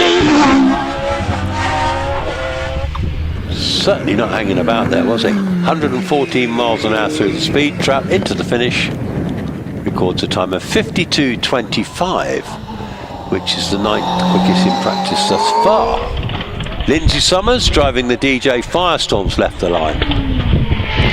Lindsay is the mother of Alex Summers, who's won the championship once and been runner-up a couple of times. Alex is out later on in his home-built Firestorm, and this is the car he normally builds, he normally races in the British Hillclimb Championship. Here comes Lindsay, mum, she's a very quick lady driver.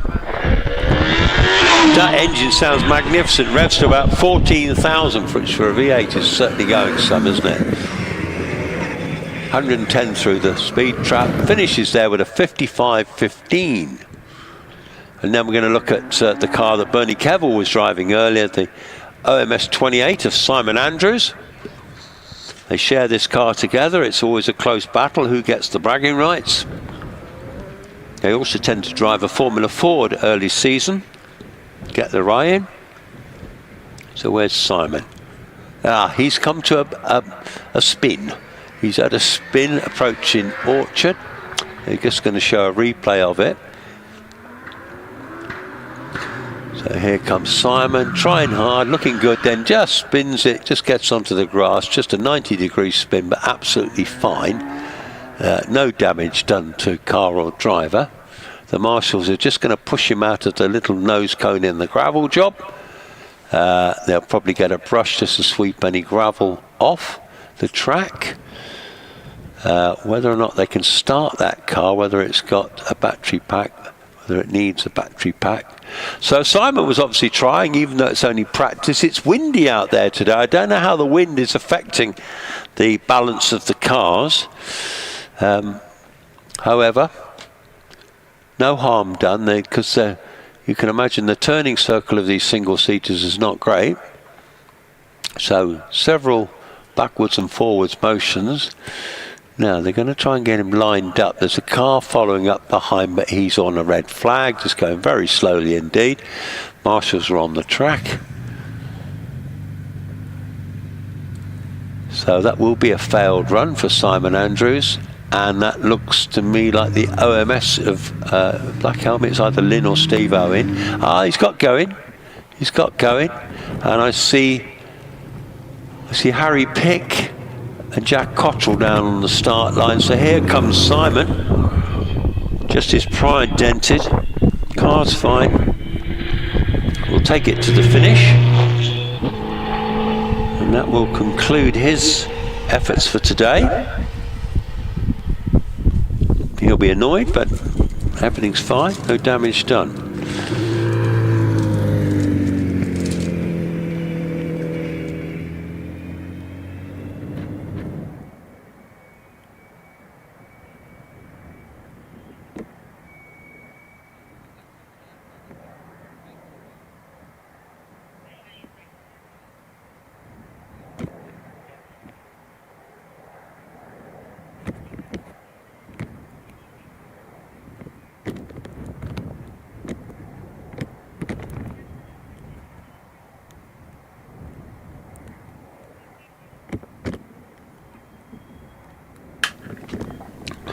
Right, I think the red flags are back in. We're going to be back in action very shortly. Harry Pick is just holding his hand up there. Does that mean his engine has stalled? Again, on days like today, our marshals do an incredible job for us. The gang in orange become a marshal. Great way of getting close to the motorsport. Full training is given as well. Very much like all the things with hill climbing. It's a family business, this is. Everybody looks after each other. Everybody is always looking out for each other. There's very few sports like it, to be fair. So Harry Pick's away. Harry Pick from Leamington Spa in the Midlands there. John Pick, his dad, is here in the AMS Mataya. Here comes young Harry. 2.8 litres of V8 power pushing him along in this very late spec OMS. Yeah, that engine screaming away there, sounds fantastic. He gets round Orchard. From my view of the commentary box, it's quite blind. The grass is long, the trees are high, you can't see anything when they come into Orchard. Here comes Harry Peck. Young driver, head towards the finish. Oh, he smokes the tyres on the approach into the finish, but he gets away with it. He gets it round, and what time have we got for Harry Pick? We've got a time of 52.73, 117 miles an hour through the speed trap. And then we're going to be looking at Jack Cottrell. Jack Cottrell's on the hill, young driver from Bromsgrove. He's here with his dad and mum, and he gets it round. Yes, it's such a blind view, I just can't see when they come round Orchard there. But here he comes round Farmhouse. He can get loads of points in the British Hillclimb Championship this year in this little Dallara with a little V8 in the back. Times are on screen now. He's heading up towards the finish. He does a 51.20, which is 6th quickest in practice thus far. David Uren on the hill in the GR55, the ex-Martin Groves, very rapid Gould. Cosworth Power in the back, sharing the car with Wallace Mingy's wife Nicola. Yeah, that's a screaming engine. This is a very rapid car and driver combination. Wow, absolute stab in the back there when you put the foot down on that. Oh, and he spins it into quarry. Okay, so that'll be a failure for David. That'll be a red flag, but I can see him and the car are perfectly okay.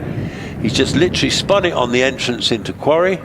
He's on the grass on the outside as he started the car up. At the moment, they're just waiting to get it all sorted. Yeah, the marshals are wandering over, just check he's okay. No major dramas. Just a bit exuberant into quarry, which is this very sharp right-hand corner right on the finish.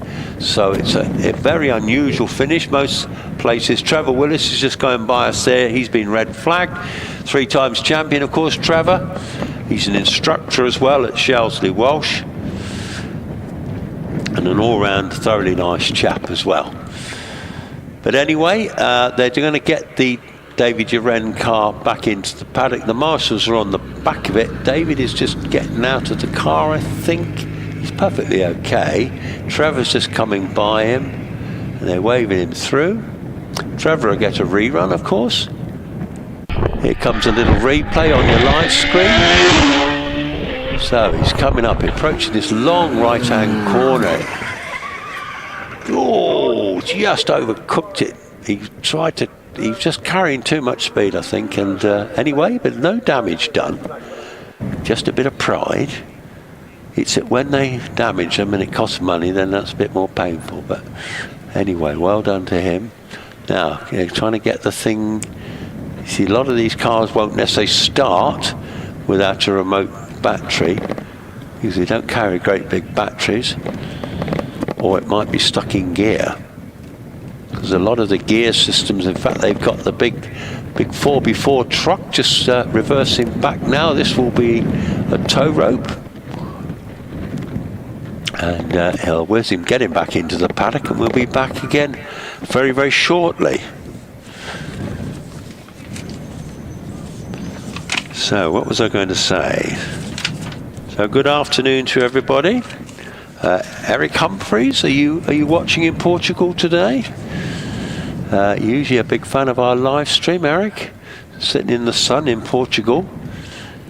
And actually we got a welcome from Tim Wilson, the chairman of BARC Yorkshire Centre, in the front of our programme, page 4 actually, and it's got a list of all our officials as well. Gosh, even I get a mention. There you go. So Tim Wilson welcomes drivers from all around the country competing in the British Hillclimb Championship, plus 1 round of the 2025 Porsche Club Speed Championship and 2 rounds of the BARC Connaught Speed Championship this weekend. Is the Motorsport UK British Hillclimb Championship is presented by Nova Motorsport, and it returns to Harewood for the 2nd time this year. Matthew Ryder is 4 points ahead of Wallace Minges, with strong performances by Will Hall and Sean Gould at Doon. Matthew Ryder is the current British Hill record holder with a 46.39, and Nicola Minges holds the Ladies Hill record with a 50.74.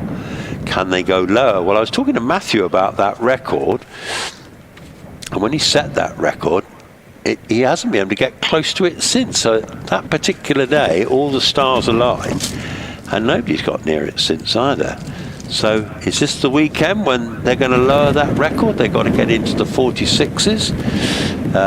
Yeah, Rich has just been putting it up on the live stream there. If you look onto the live stream, you'll see the trees are blowing really hard. I arrived here about 10 o'clock last night, and I provided my own Hotel Ponzi, which was my fishing tent, and I was struggling to get my tent secured in the ground with the spikes. So literally the ground was rock hard. Wallace Minges is waiting down there on the line at the moment. He's got his helmet off while this is sorted out up the top. Wallace, of course, has won the championship 4 times. Comes from near Alloa in Scotland. And of course owns Tillycoultry's Quarries, which is a massive firm. He's got 403 employees at the moment, he was telling me this morning. I hope I've got that right, Wallace. It's very close to that anyway, but it's great that the boss knew how many employees he had, so fantastic. Lovely chap, great sponsor of hill climbing too. Got lots of businesses. He was telling me he's just bought some fishing lakes near King's Lynn this morning, and So there you go, on the Harewood record, 46.39, set in July 2022. The hill length is 0.09 miles, 1.45 kilometres. We're located near Leeds in Yorkshire. Postcode is LS179LA. And they've actually put very obligingly put a map of the start here. It's one of the longest hills on the calendar. We've got quite a few corners. We start off the start. We go into a right-hand corner called Clark's, not long after the start. Quite a tricky corner. I've seen them go straight off there in the past. They then go down towards the S's, down to the bottom, and then they go through a corner called Chippies, and there's a marshal post down there. Then up to another marshal's post at Country Corner, a little straight, and then a right-hand corner up to Willow Corner. And then a little blast up to Orchard Corner, which is actually, we can't see it from our commentary box here, but the grass is very long at the moment. I think I need to go down there with my strimmer and thin that one out. And of course the trees have grown as well, so sometimes they look like they're coming to grief because they look at that, they've gone onto the gravel. Anyway, so they then go through the farmhouse, through the buildings, into the long farmhouse corner, and then that very long corner up the top called Quarry Corner, where a lot of people come to grief, and where David Uren. Now, Wallace has got the car running. Tom News down there, he's got the car running, he's ready to go. Wallace has got that 3.2 Cosworth V6 that revs to about 12.5, 13,000. People are down there, they're covering their ears because it is a noisy car. He's away. Wallace Mingus, champion 4 times. If you want to look at a beautiful hill climb car, well driven, have a look at this one, folks. This is Wallace. An all-round good egg to boot. So here comes Wallace. He's already made his way down through the bottom. Here he comes now, through country up to Willow. Listen to that screaming V8, doesn't it sound fantastic? Gets it round, yeah, through the farmhouse, screams it down through the farmhouse. So the power of this engine is phenomenal. Watch him boot it now. Wow, that's British hill climbing. That's what it's all about. Power. Screaming engines, great drivers. Wallace Mingus does a 49.71. He'll be followed by Will Hall, who's been winning runoffs this year as well in this lovely cool GR59, very much in the Williams-esque colour scheme.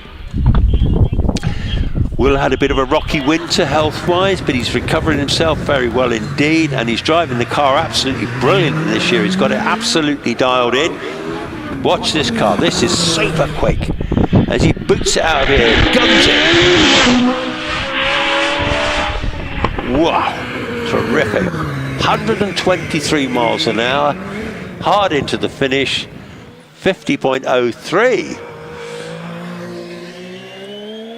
Now, is that Alex Summers? It is Debbie Summers, his wife, driving the AFS P4T. This was built by the Summers family.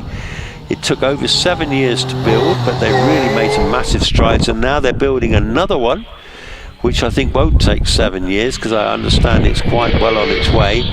Alex Summers is a brilliant engineer himself, works in motorsport, does a lot of work with Aston Martin. There's not much I think he can't do, but he's also an incredibly talented driver, as is his wife, Debbie. Here comes Debbie Summers. They recently had their first child. She's now come back into the racing car, loving it. Great driver, heading up towards the finish. Does a 59.10. Now on the hill at the moment is Matthew Ryder. Matthew Ryder, of course, is our current British Hillclimb champion. Here he comes now, absolutely flying. The car he shares with Sean Gould.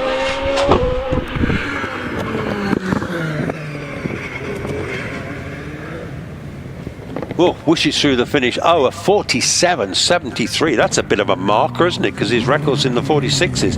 That's quick. So, looks like, is that Steve Owen? It is Steve Owen, Mr. OMS himself. He's left the line, so I think he's the last of the big single-seater runners. Currently, Matthew Ryder in the racing cars over 2 litres leads the way with that 47.73. Second is Sean Gould with a 48.73. And third is Wallace Mingus with a 49.71. But these are only practice times. There's no points. They don't want to bend the cars. All they want to do is get the car to the finish today, which they've managed to do.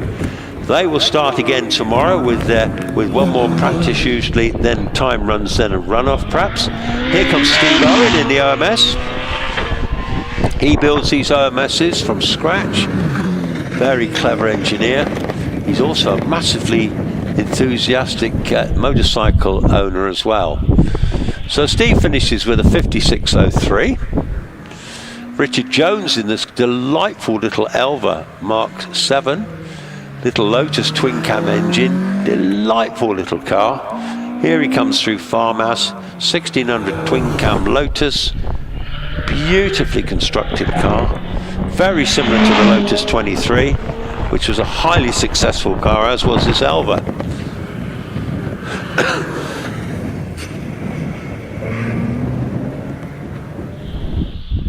So Richard Jones does this 64.47. Richard George is coming up the hill now in the delightful Chevron B19. This is beautiful. They're so pleased they bring this car out for us to see. It's such a delight. Worth an absolute fortune. Lots of history. Joe Sifford used to own it, Formula One driver. Eiger Racing. Famous drivers driving the car, and Richard's heading round the finish. And he's going to do a 69.64. Andy Tippett in the big Brabham, the big growling V8 Brabham. Have a listen to this one, folks.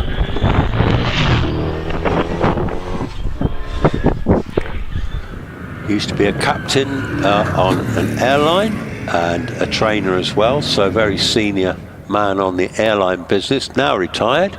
And he does a 62.07. So that is all our historic cars.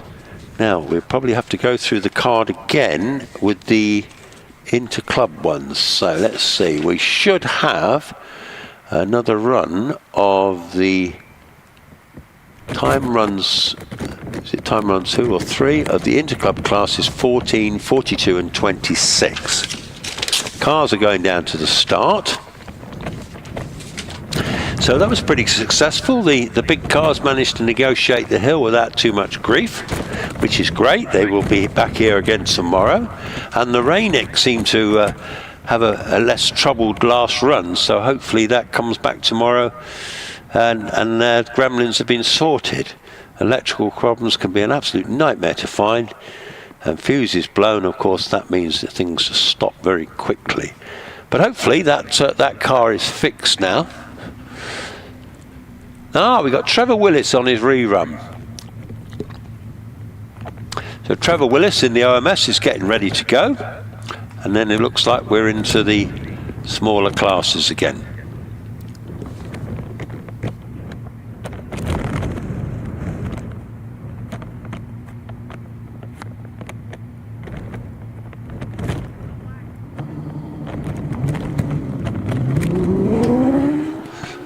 Trevor leaves the line. Trevor Willis, 3 times champion. Certainly knows how to drive a racing car.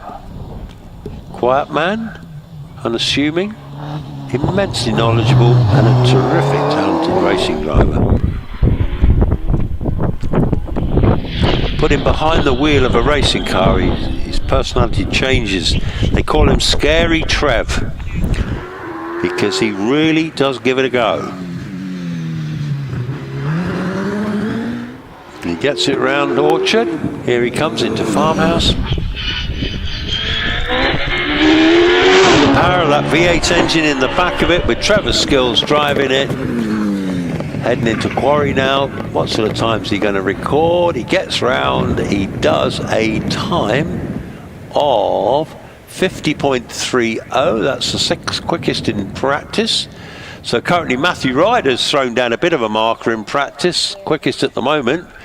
I think he hit one of our little flappy markers down there, down by the S's there. Marshall's just sorting that out. On some of the circuit, some of the hills like Loughton Park, if you hit one of those markers, you get a 1 second penalty. But I don't think that's the case here. So our marshals are just making sure everything's okay. Cars are going down to the start. It looks like we've got all our Porsche runners and riders, some of our four-wheel drive cars. So the Porsche Championship have got a one-day meeting. I think is it a one-day meeting today, or are they here tomorrow?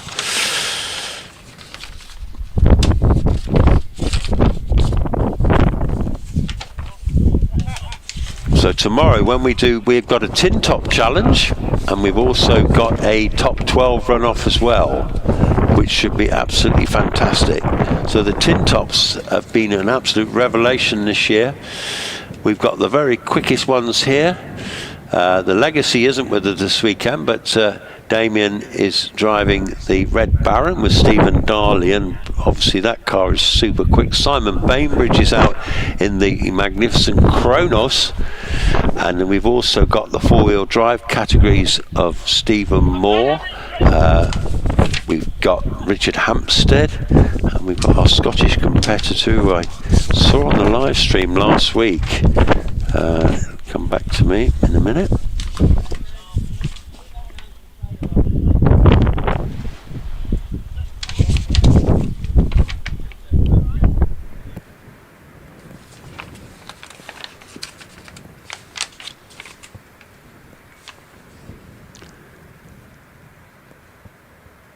Oh yes, Donald McCaskill in that Mitsubishi Lancer Evo 5. So that car is a 2.3 turbocharged four-wheel drive, but he's also got a supercharger on it. So it's actually producing about 1,000 brake horsepower. So he told me you do not want to have to drive it in the wet. It is terrifying. So we've got a recovery here of the truck. The four-wheel drive truck has got the tow rope out at the moment. Is that a little Caterham or something down there? Anyway, so that one's been recovered, and then we'll be back in action with a whole fleet of entrants, on-time runs. So Doogie Cant, I hope you're still alive, mate. I hope you're still awake, rather, and enjoying the hill climbing this afternoon. Tomorrow, of course, we're back. Oh, it's the Fisher Fury. Ah, it's Johnny Toon's Fisher Fury. Now, I remember earlier he didn't complete the run. I don't know if he's been down there ever since, but I thought they would have recovered that at lunchtime, so perhaps I didn't see him leave the line. Anyway, that's what that one is. Back into the paddock for that one. He's on the slow tow rope. That Fisher Fury too, that's a very quick car, runs a little Zetec engine in the front, Ford Zetec, very rapid. Anyway, that one's going back to the paddock. Hopefully, can't see any major damage on it, so perhaps it was just a bit of a rotation or something like that, or hopefully nothing wrong. So it looks like one of the course cars is heading back up towards us here in the BMW estate, I think. Yeah, flashing the lights. The clerk of the course is just inspecting everything, checking everything's fine. Stopping at the marshal's post. Are you all good, chaps? Is he just giving them a drink of water or something? On these hot days it can be much needed. Yes, I think it's the water drop. Indeed it is, yes. Indeed. Well, I've never been so healthy in all my life. I've got this bit of a cold thing going on, so I've been drinking loads of water. I've been eating all this fruit. I mean, this is unheard of. I must say, I'm going to be so light. In fact, I lost about half a stone recently because of this thing. So it's a jolly good diet. I do recommend it for that one. And I was a bit worried that I was going to struggle a bit on comms all day, because my man Steve Wilco is here tomorrow. Steve Wilkinson, good afternoon to Steve. I know you'll probably be watching, keeping an eye out on your Joey here to see, because Steve was your regular commentator here for many years, and he wanted to do it a little bit less. So anyway, for my sins, I was installed in the chair, and so I share it with Steve on British Hillclimb rounds. And Steve does some of the other meetings, and I do some of the other meetings. And we also have my friend Guy Loveridge comes and does a bit, and also my friend Alex Burnham does a bit as well. Alex Burnham's on a hot rod meeting this weekend, emceeing that one and doing the comms. But it was Guy Loveridge said, you want to get yourself some of these Jakeman's lozenges, these soothing menthol lozenges, delicious tasting menthol lozenges made with only the finest ingredients. Well, obviously, but actually they are pretty good. They were established in 1907. I'm not giving them a plug, I'm just telling you they're really good, because I've had those fishermen's friends and things like that. They're horrible things. I can't get on with those at all. They're just too strong. But these are rather good. So here we are at lovely Harewood for the British round. This is our second British round, actually. We had the earlier one earlier in the year, which myself and Steve compared. In fact, on the Saturday I was here with Alex Burnham. And I see last time Pasquale Abruzzese came to a bit of grief in his BMW. He was entered for this weekend in a different car, a Golf, but he's no longer here this weekend. So looking forward to seeing you soon, Pasquale. I think we're back in business, folks. Yeah, I think we are. We got these lunatic Porsche drivers giving it a go. This is Tim Barber in the 996 GT3 RS. Well, that's an all singing, all dancing 996, isn't it? Very quick and expensive. Lovely, lovely car, though, isn't it? So the Porsche boys are entertaining us now, of which there's some very, very quick examples indeed. So Tim is running car 840.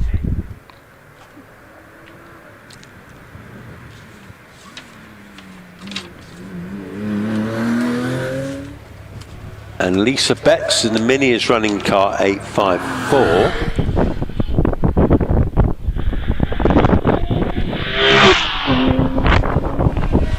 As he comes by me now. So Tim Barber in the 996 going very nicely indeed. That beautiful engine, that sounds fantastic, doesn't it? 6 cylinders of Porsche power, it sounds terrific. 63.14. Earlier, the quickest in the class was David Dyson in a very, very highly developed Porsche GT4. He did a 62.04. Here comes Lisa Betts in the John Cooper Works Mini, the one with the fluorescent wheels.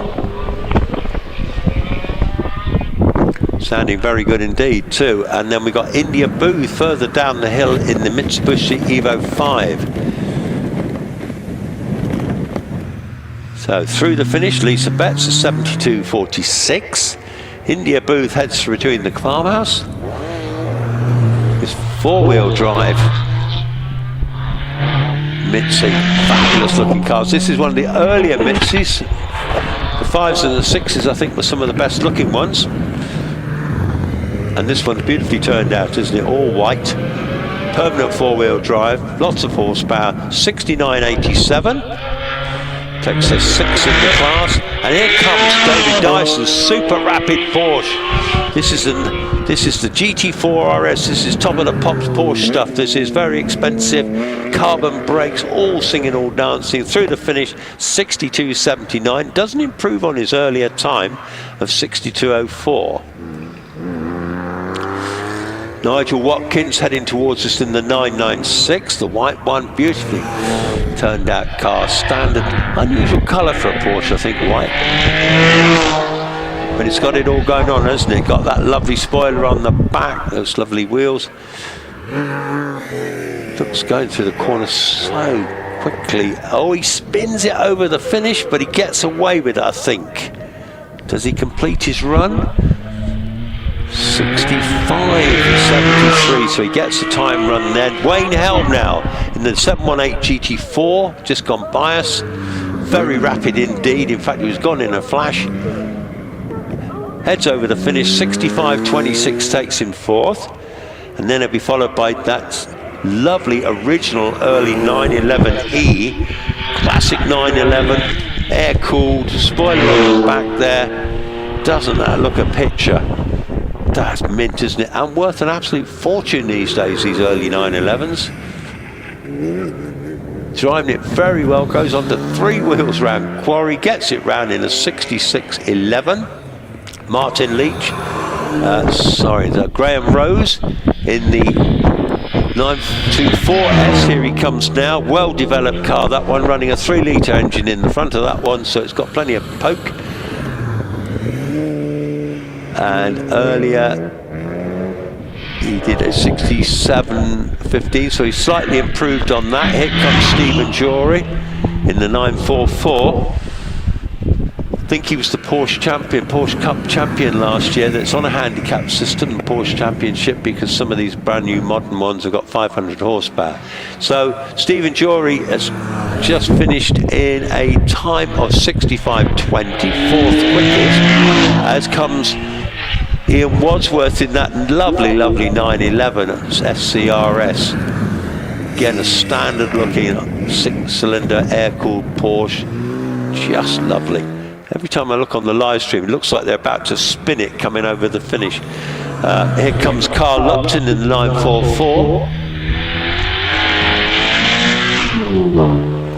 The 944 is one of the more affordable versions of the Porsches. You can buy a decent example, 5, 6, 8 grand. The earlier ones were fitted with a 2.5-litre engine, and some of the later ones with the 3-litre engine.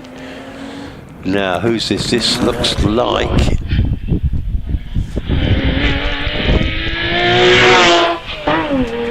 Wayne Eason in the Boxster. Always quick is young Wayne. He's 81 through the speed trap there, heading up towards the finish. Wayne Eason does a 64.35, which is 3rd quickest amongst the Porsches. Ian Downey is now following on in the Renault Clio, the 197. This is in, don't know if they've done this little Clio's not being amongst the Porsches, must be in a separate class. Yes, so Ian Downey's in the Connaught Speed Championship in the Clio 197, which denotes the brake horsepower of the car when it left the factory. Great chassis, front wheel drive, great handling car as well. Very popular on the hills now. Pick them up for not a lot of money. Here comes Roger Stocks in the Toyota Yaris, the homage to Brawn Racing with the bright fluorescent yellow. Of course, that was a fairy story when they won the World Championship with Brent Jensen Button in their first year. Roger goes round the finish in a 67.50. Neil Bateman in the Renault Clio. Here he comes round Farmhouse now.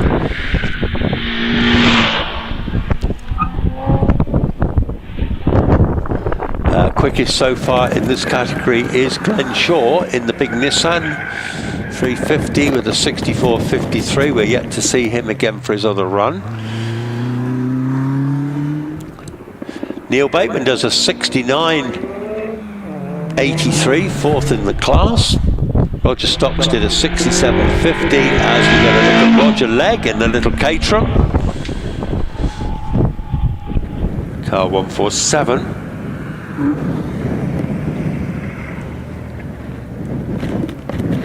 So Roger Legg did a 71.45 earlier, but now done a 69.39.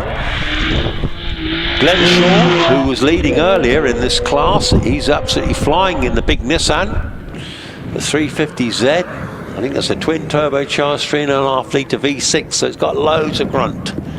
Big car, goes through to the finish, doesn't improve on his earlier time. He did a 65.20 this time. Pete Vincent in the very rapid VX220 Vauxhall, super quick car and driver, class record holder in his class normally. So what can he do this time? Is he going to? No, he's still 2nd quickest. So Glenn Shaw in the big Nissan has done a number on him today. David Hilton in the 996 GT3 RS, beautifully put together. Earlier 996, the 996 was the first of the water-cooled versions in the Porsches that took over from the air-cooled. There was, at the time, there was a bit of noise. Oh, well, you know, everyone wants an air-cooled, but these days that's all you'll get now is a water-cooled one. and very effective and lovely they are too.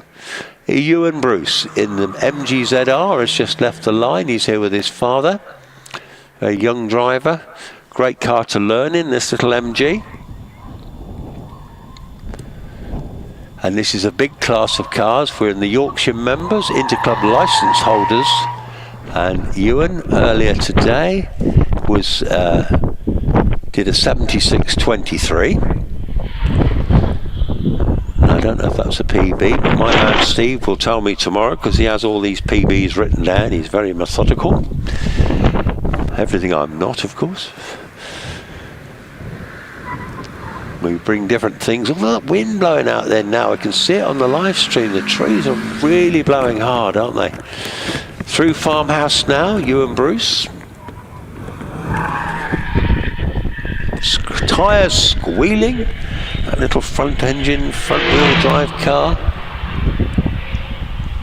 That wind must be having a different effect on the drivers today, I would have thought, and tomorrow. I don't know if we've got as much wind, but we may have some wet stuff tomorrow, so might not be ideal, but it'll certainly make for some interesting racing. So we got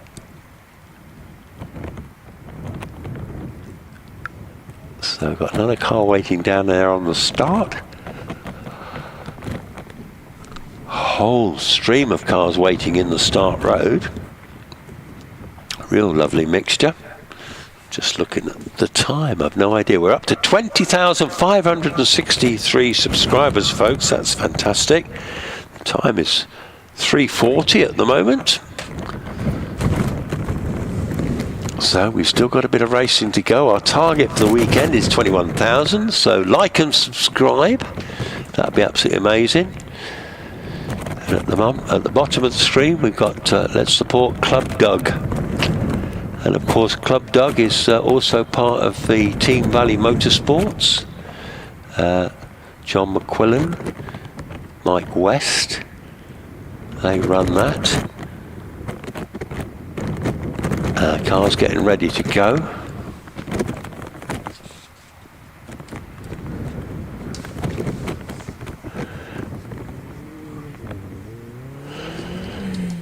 So, leaving the line, we have Sean Craven in the little Clio RS, little 2-litre Clio.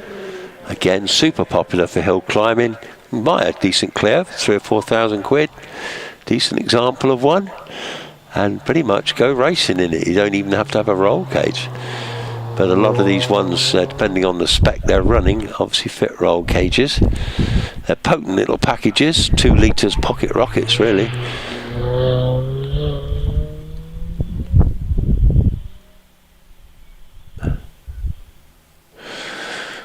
So we're doing quite well today. I don't know how many more runners and riders we've got to go, but there's plenty waiting down there on the start line.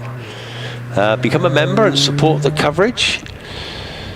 I don't know if Rich can put up how you become a member. I think there's a 2-second club, isn't there, Rich? Perhaps you'll put a link up to that later on, or how members can become a member. Go on HillClimb.TV, and I think there's some details on there. So we're in the road cars up to 2 litres at the moment. Sean Craven did a 73.81. He goes through to the finish this time with a 74.06, so times are down a bit. Robin Johnson did really well earlier in this little Ford Fiesta Z-Tech S.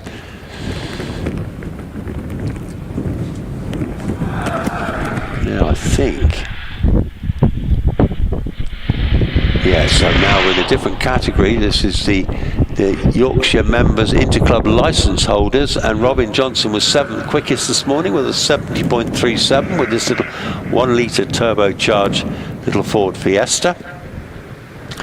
He'll be followed by George Tower from Chinner in Oxfordshire. He's here with his father this weekend, this little Fiesta ST150. Racing for fun, as everyone does. Here he comes now. Nice line through the farmhouse, puts all the power he's got out of that little ST150, and he'll be followed by Jeff Denton in the MGTF. I have a visitor. Will you excuse me one moment?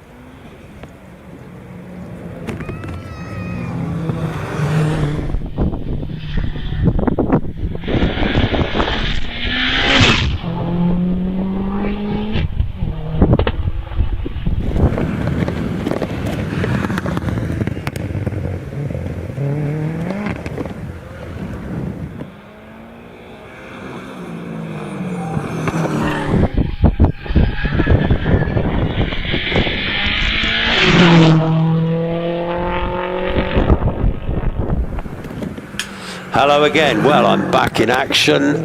Just had a visit actually from one of our Porsche organisers, and he was telling me that actually these Porsche Speed Championship is actually with Nymaster from Warrington, who sponsored the championship. And in fact, in that category, in the class, there is actually, they're denoted on horsepower. So up to 220 horsepower, 220 to 280, 280 to 360, and then unlimited 360 plus. So anyway, we'll be seeing more of the Porsche boys tomorrow. We're currently getting well through. We're in the Yorkshire Members Interclub Licence Holders Champs. We've got Colin Bowditch who's just finished in the Caterham with a 72 A6. We've got Mark Kay in the Lotus Elise S1. Here he comes now, the little yellow one. Making good progress up the hill, and he'll be followed by Stephen Markham in another Lotus Elise S1. So, up towards the finish for Mark Kay. Mark Kay did a 76.23 earlier, and he's done a 76 this time, so he's a bit quicker. Moves up. Stephen Markham. Here he goes now. He's got the silver one with the soft top there, but he's got the roof up at the moment. The wind, he spins it into quarry, but he manages to just get through the finish. Exciting stuff. 70.12. Adam Warren in the Ford Escort. Here he comes. This glorious Mark 1 Escort. Beautiful, pretty car, isn't it? Cosworth engine in that one as well, so it's a 16-valve 2-litre Cosworth. Never ran with anything like that back in period. Would have had probably a Pinto engine in it, 2-litre Pinto. Adam Warren, does a 71.65. Neil Thorne in the delightful little Ginetta, the little Hillman Imp engine Ginetta. Very pretty little car. 63 miles an hour through the trap. They're all cutting the corner at Quarry near the finish there. Does a 71.65, 13th quickest. Neil Thorne again in the little, Glenn Collier in the Dabrian. Screaming little Hillman Imp engine in that one. Very rapid indeed. All the way to the finish, cuts in, nice line through into Quarry, gives it a go, finishes with a 70.08, that's 10th quickest. Paul Gibson in the very quick single-seater Hermes 3000, little 1-litre bike engine in the back of that. Absolutely revving its brains out, going up the straight there. He's 91 miles an hour through the speed trap. He's heading in towards the finish. He will finish with a time of 60.09, which is the quickest in the Interclub licence holders, but it is a single-seater.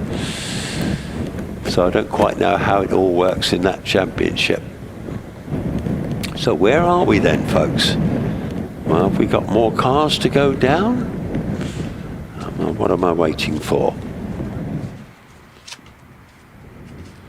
So, I'm looking at our marshals. Have we got more cars, Mr. Marshals, down below me, in front of me? They're staying on post. So, have we got another batch of cars? The replay here of... What are they showing on the replay?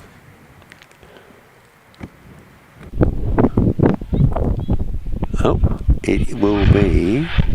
Oh, the little Mini. The little Mini goes very wide out of the country there, onto the gravel while I was chatting to my man from the Porsche Club.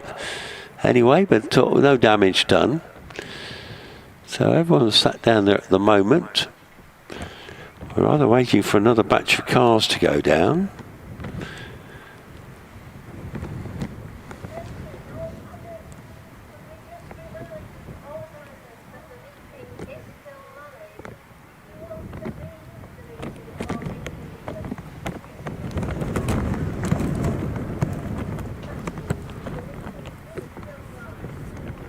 So I've just heard a report there on the intercom on the thing that the meeting is still live. Nobody to leave till the meeting is finished, particularly if you're loading a car to leave. We are still live. So we've got spectators gradually, they're still down there on Farmhouse. So I'm not quite sure what we're waiting for next. But we hope you've enjoyed it this afternoon thus far. We will be back again tomorrow for another full day of live streams. Steve Wilkinson will be in the box with me tomorrow. And Steve is Mr. Knowledge of hill climbing.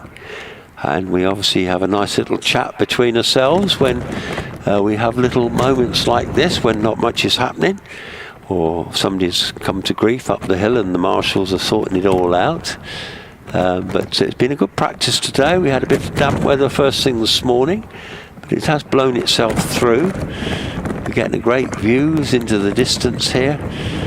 Yorkshire's looking very dry at the moment, but nevertheless it's all looking very good as well. We're getting a nice dry track. Let's hope that the weather isn't as bad as we might think, because I think as far as the drivers are concerned, they'd rather have a wet track or a dry track, but when it's in between, it makes life particularly difficult. So tomorrow the plan will be we will have a practice first thing in the interclub classes 14, 42 and 26.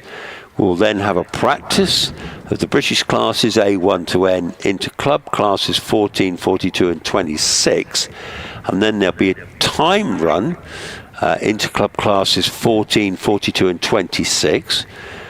There will then be, it says, a lunch break or time run into club classes 14, 42 and 26. Then we get, in the afternoon, it looks like we'll get time runs from the British classes into club classes, followed by the first British Hillclimb Tin Top runoff and the first British Hillclimb Top 12 runoff. Then we get some more, potentially get either time runs, or we get time runs British classes A1 and N, and then all 14, 42 and 26, followed by the second British Hillclimb Tin Top runoff and the second British Hillclimb Top 12 runoffs. So we've got Tin Top runoffs twice and also single seaters twice as well. So that should be really, really exciting. And if you've not seen a runoff before, this is when the top 12 fastest cars in the single seaters practice. They then get time runs. The fastest 12 will qualify for a runoff, of which 10 will get points, and obviously the first place will get 10 points, and that's how it's determined. And in the tin top runoffs, I think we'll probably get top 10 or 12 runoffs as well. It's very exciting, very rapid tin top runoffs this year. There's Damien Bradley and Simon Bainbridge in that mighty Kronos, and the Red Baron will be here tomorrow with Stephen Darley and Damien. So that should be super exciting. We've got the four-wheel drive Mitsubishi Evos as well. We've got Stuart Reed. So that's all looking very good. So just at the moment, I'm not quite sure what our delay is. We are either waiting for small cars or we're getting something sorted out up the hill. So I'm just going to take this opportunity to have a wee bit of fruit and a quick drink.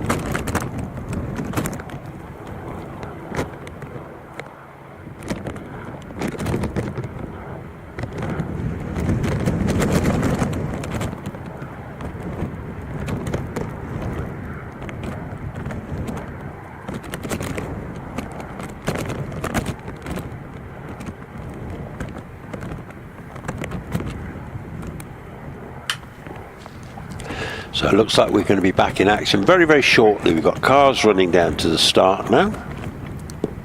Some of the shared drives from earlier. I can see a whole clutch of very potent Porsches driving down there now. So as it was pointed out to me, the the Porsche cars is the Porsche Car Speed Championship with Neumeister. They're from Warrington. They're very much Porsche specialists and engineers. And their championship is decided on horsepower. So there's 4 different categories. We're just getting a quick replay on the live stream. We've got a rear-mounted camera this time.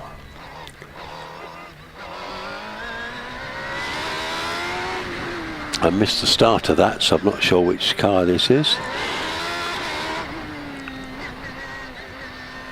It's Tim Barber. Hang on. So Tim Barber has left the line in the 996 Porsche. So again, as I said, there's 4 categories. Up to 220 brake horsepower, 220 brake horsepower to 280 brake horsepower, 280 to 360, and then the unlimited is 360 plus. So there's that is basically how it's determined.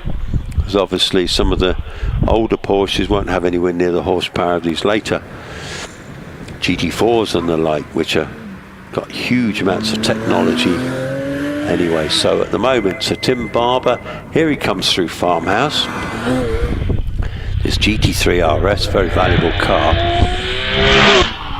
The GT3s and the RSs means they've got a lot more goodies on them to make them into a more competition spec. So they're bought with the spec, and very potent they are too. The average GT6 with the 3.6 engines usually have around about 300 horsepower. So they're not going to be slow. So here comes Lisa Betts in the Mini John Cooper Works Mini.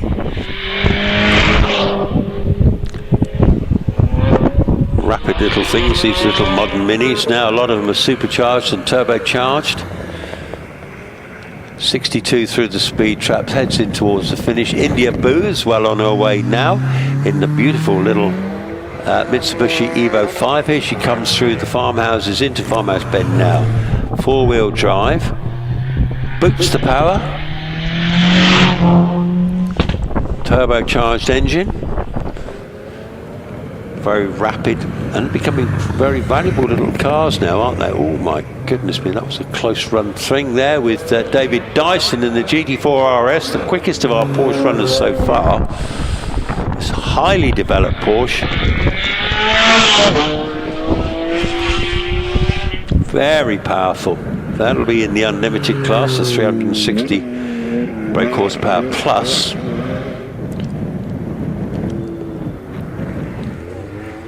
So David does a 62.12, which doesn't improve on his earlier effort of 62.4.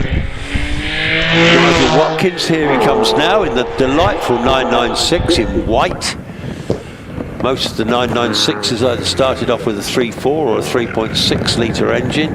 Oh, and he nearly spins it coming out of quarry, but he gets away with it, records a time of 65.56. Wayne Helm in the 718 GT4 car, new car for him I think this year. He's doing very well. What can he do? His time earlier he did a 65.26 and this time he does a 65.53. Martin Leach, the 911E, this rather glorious original 6-cylinder air-cooled one.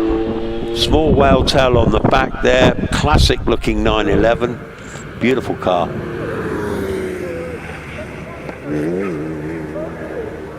Again, lifts the wheel as he goes round, takes a tight line round the quarry, but gets it round, does a 66.17. Graham Rose heads towards us in the 924S, this 3-litre version. Been campaigning this car for many years. 80 miles an hour through the speed trap. Gets it round quarry, yeah, that's probably his day done now. Stephen Jory in the 944, here he comes, this beautifully presented car. The nice stripes on it. Break up the paint there. Look at that. Lovely. Stephen Jory does a 55.23. Sorry, he hasn't quite finished yet. Stephen Jury is going off the finish and he does a 65.61. His best time has been, he's 6th quickest on overall times. Wadsworth. Again, growling 6-cylinder air-cooled engine, that 911. Beautifully turned out, that car. Love to take that one home. Peter Herbert's here as well, but I think he's finished his runs for today. Carl Lupton's heading towards us in the 944. Fully modded car, got roll cage, all that stuff. Front engine, of course. So leading the way is David Dyson with that 62.04 that he did earlier on gross times. Through the finish goes Carl Lupton at 66.04. Wayne Eason in this rapid Boxster, always quick as young Wayne. He was third quickest earlier with a 64.35. Can he improve on that? He does a 64.62. Okay, they're coming thick and fast at the moment. We've got Ian Downey in the Renault Clio 197. So I think that probably concludes most of the runners for the Porsche Club. Now into the Bark Connaught Speed Championship, which Glenn Shaw is leading the way with a 64.53. And Ian Downey in the little 197. He's going through the speed trap there, and he's done a 68 through the speed trap off to the finish. And he'll be followed by Roger Stocks in the rather pretty Toyota Yaris with the fluorescent wheels, the brawn colour scheme. I was chatting to Roger earlier today. It's a little pocket rocket, these little cars. At one stage you couldn't get them for love nor money. They were just so popular, and apparently the newer versions now are like about £12,000 dearer, so I was told. So they're not going to be cheap, one of those little cars with super technology on them. Roger Stocks is 67.17. That is an improvement, actually, nearly half a second. He's third quickest in that class. As we get a look at Neil Bateman in the Clio. Neil was fifth quickest earlier with a 69.83.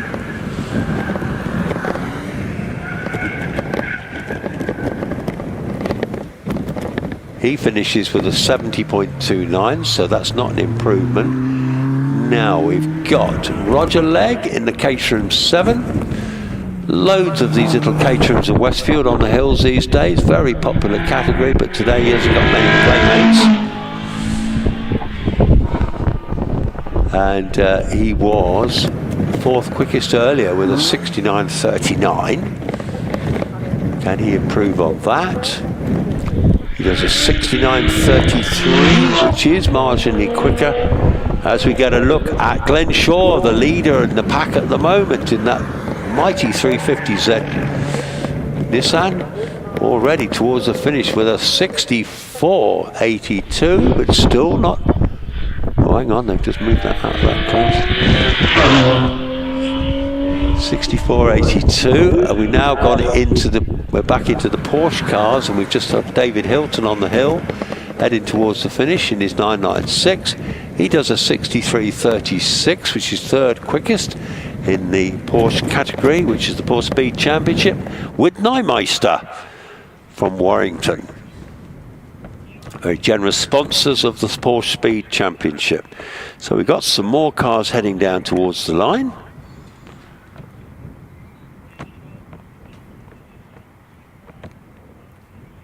I think we probably got the Yorkshire Centre Interclub licence holders, of which there's quite a big category.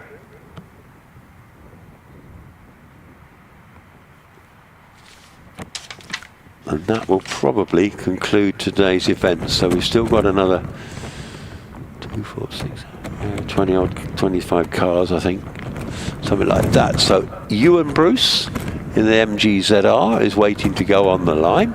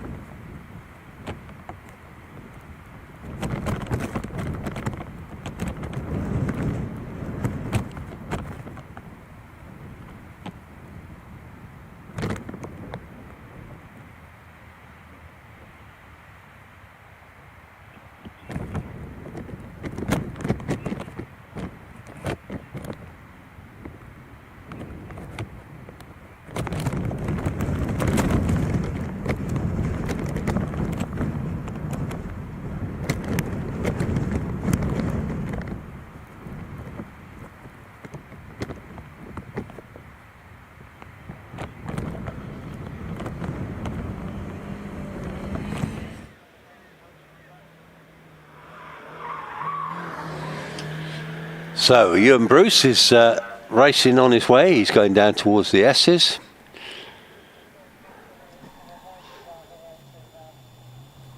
In a little MGZR. Sharing it with his father. I think this is his second season of motorsport. Very windy out here today. Yeah, we're up to 20,581 subscribers, so we're making some nice progress. Like and subscribe if you like what we're doing on HillClimb.TV. And tomorrow, of course, will be the big day when we'll have the time runs for the big cars, plus the tin top runoff and the major runoff for the British Hillclimb Championship. We've got 2 of each, so it's going to be pretty exciting. Here comes Ewan heading round Farmhouse now. Now, is there just the one car on the hill? So leading the way in the licence holders is Paul Gibson at the moment. He needed a 59-second run, but he was in that little OMS single-seater, wasn't he? So that's you'd expect that to be quicker probably than the saloons. But anyway, we've got a Clio just about to leave the line. And I remember Jamie Hudson was super quick in that Subaru Impreza earlier. He was on for potentially on class record pace. So that Impreza is making progress all the time. He's had some gearbox issues to deal with, but I think he's got it sussed out now. It's 400 odd horsepower, there's a lot of grunt pushing through that. So our marshals are still faithfully out on post, doing a great job, mercifully staying dry. But I think we're going to be in our last batch of cars fairly soon. So just left the line is Sean Craven in the Renault Clio RS. Sun's come out. It's windy, dry, that's good. We'll take that. It dried the track out an absolute treat. I hope it stays that way.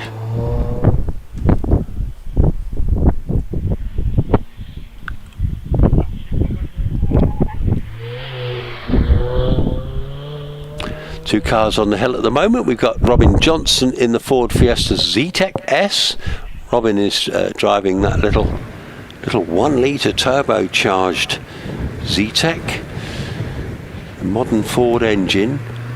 Cam belt runs through oil, which is quite an unusual configuration. I'm told it's fine if it's regularly serviced and the oil is changed regularly, but otherwise there's a filter on the bottom that can block up, so it has to be serviced regularly. Anyway, there goes Sean Craven, Robin Johnson in hot pursuit, and George Tower has just left the line as well. So we've got 3 on the hill at the moment. So Sean Craven hits finish with a 75.73. Here comes Robin Johnson in the surprisingly rapid little Zetec, 1 litre Ford engines with a turbo. I mean, it's astonishing now, these little 1 litre engines, the power to get out of them now. And even quite big cars have been fitted with 1 litres, 1.2s back in the day. It would all be 1600s or 2 litres or bigger, wouldn't it? So Robin Johnson does a 71.01, which is not as good as his earlier time of 69.86. George Tower from Chinner in Oxfordshire is here with his father. Here comes young George. I was chatting to him this morning, and Dad was eating hot baked beans with a rather manky looking sausage in the middle of it, living the dream, and apparently young George ate them cold. So there you go. So it's not all high life, you know, folks, when you come racing. Yeah, a little gas stove, similar to the thing I might take fishing with me. So Jeff Denton in the MGTF, off he goes. He's heading up towards the finish, and he'll be followed by Martin Hill in the John Cooper Works Mini.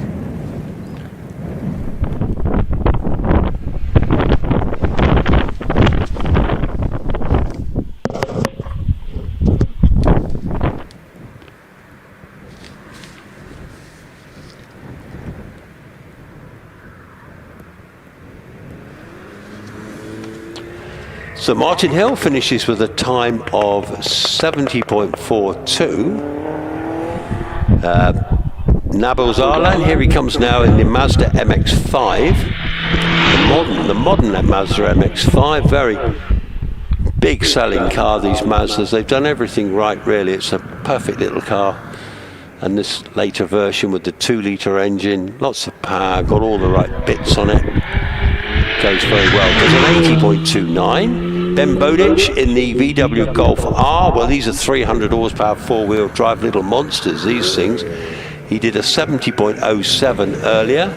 Anyway, turns it into the finish. 70.11, which doesn't improve on his earlier time. Mick Wilkes heading up towards us now in the Volkswagen Polo GTI. Turbocharged VW, very quick indeed. Lots of horsepower. So Mick earlier was third quickest with a 68.20. Oh, and he spins it into Quarry, but gets away with it. They really are having some fun and games there today. And he finishes with a 69.01, despite the spin. So he only dropped a little bit of time there. Here comes Steve Carter in the 350Z. He was fourth quickest earlier. His best time, he's just heading, he gets it. Yeah, they're really having a go round Quarry today. It's they're trying to cut that corner as tight as they can. So Steve Carter did a 68.62, but no, this time he's not going to improve on that. And the clock is still running on that. There's some Tony Booth in the Evo 5, sharing it with his daughter India. Regular driver in this car, beautifully turned that little Evo. This one, the Evo 5s and 6s are definitely the prettiest of them, I'm sure of that. Stephen Moore, of course, is here with his Evo 6.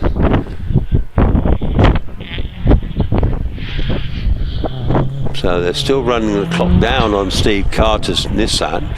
Tony Booth, I don't know what's happened with the clock there. Tony Booth heading up towards Orchard in the Mitzi, and then James Hudson in the very, very rapid Impreza is on the hill at the moment. Now, Tony Booth, here he comes now. Puts the power down of that turbocharged engine, that 4-cylinder engine. Been an absolute revelation, the Evos and the Subarus, haven't they? Great cars to go hill climbing in, and great road cars, really. So Tony Booth does a 70.28, doesn't improve on his earlier time. Here comes James Hudson. That Subaru has got some serious power.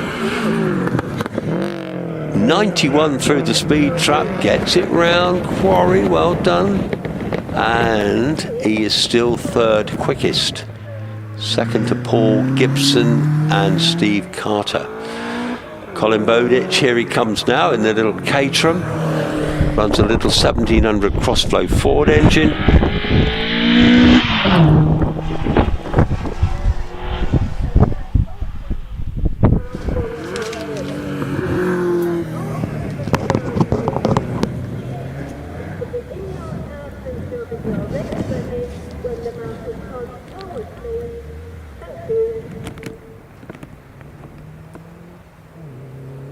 So we're getting towards the end of proceedings now. Here's Mark Kay in the Lotus Elise S1, the earlier release. The Rover K series engine in the back. Beautifully put together, these little Lotuses, aren't they? They're just fabulous hill climb cars. Brilliant handling. I mean, the chassis on them are absolutely terrific. If you have a good look round one, they are super little things. And not crazy money to buy. $75.70 for Mark Kay there. Now I'm trying to work out if we've only got 2 cars to go. I can see 2 cars down on the start at the moment.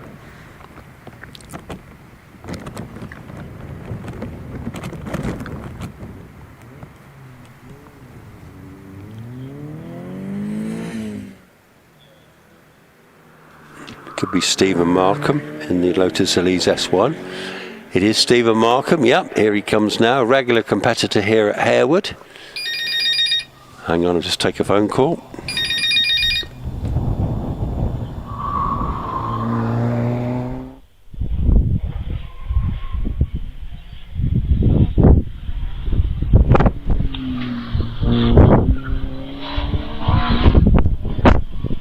So I've just heard we are going for a 4th time run. How about that? 4th time run. I'll have to take some go-go pills, I think. And in the Lotus Elise S1. Coming through the farmhouse now. Boots the power down.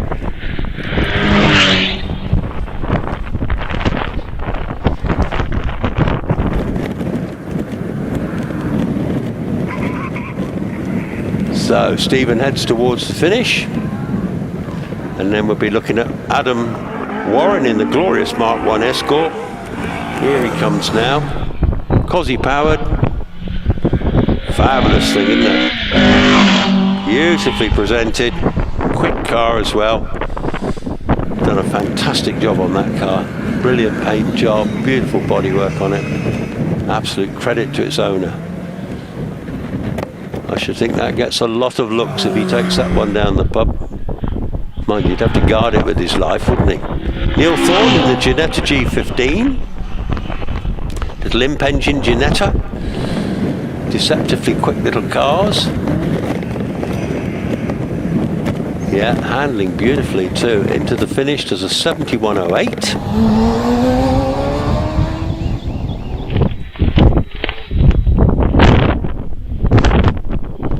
So we've got Paul Gibson's coming to a halt in his OMS. Whether he's been red flagged or not, or he's got a problem, I don't know. I think there's a car stopped. It could be Glenn Collier in the little Davrian has come to a stop. The marshal's with him at the moment. So I think it's down by Country there.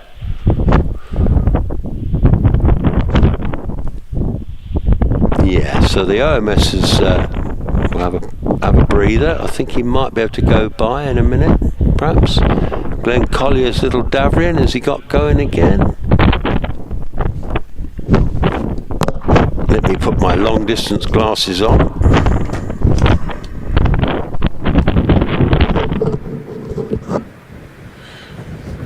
Yeah, don't know whether he's a spin there or not, or that he's got an engine malady. Ah, right, the 4-wheel drive is going to give him a tow.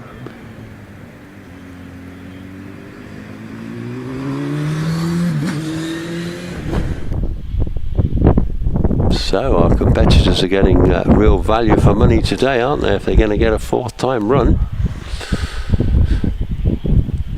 So I think we had, was it 2 or 3 practice runs this morning? So yeah, they'll be refueling to put more fuel in.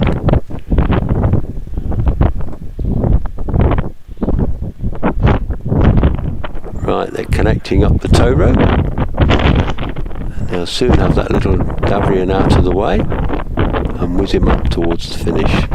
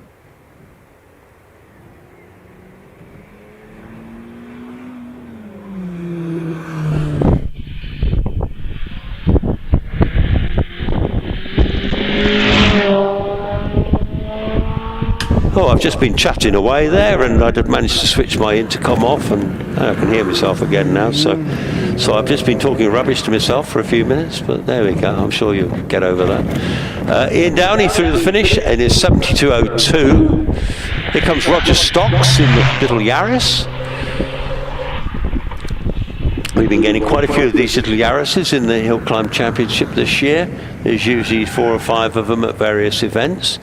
Always have a close dice. Very effective little hill climb cars as well. Nice road cars, I'm told. Roger Stocks. Anyway, Roger's just finished in a 66.47. Neil Bateman in the little Renault Clio. Here he comes now, the black Clio. Neil was second, he was 5th quickest earlier in this little class, the Connaught Speed Championship class. And he does a 70.29. That doesn't improve on his earlier time of 69.83. And here comes Roger Legg in the little Caterham. Sweet sounding little 1600cc engine in that one. And then Glenn Shaw, our leader in this category, did a 64.53, is showing purple sectors. So he's actually going quicker than he did before at the moment. Here comes Glenn Shaw in the big Nissan. My goodness me, he's whipping along. Can he improve on his time? It's going to be a close run thing. He needs to do a 64.53. Not quite. 64, but a great time. Very consistent driving. And then we're going to get the little MGZR, the shared drive, father and son shared drive. Leaves the line. It's Ewan Bruce having another go. Ewan comes from Scotland. He's got his Scottish colours on the car. And at the moment, he's on his own on the hill, but more cars I see going down to the start, so they're taking advantage of the 4th time run.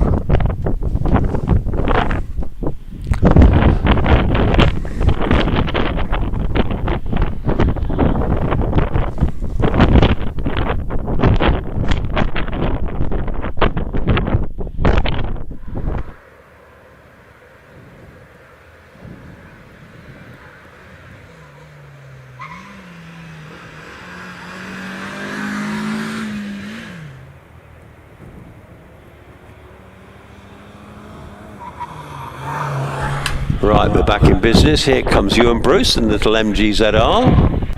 Effective little hill climb cars, good little rally cars too, actually. Been very successful and are relatively, well, they're not so cheap as they used to be. You used to be able to pick them up for peanuts, but not anymore. Lifts a wheel, going around Quarry there. So it records a time of 76.85.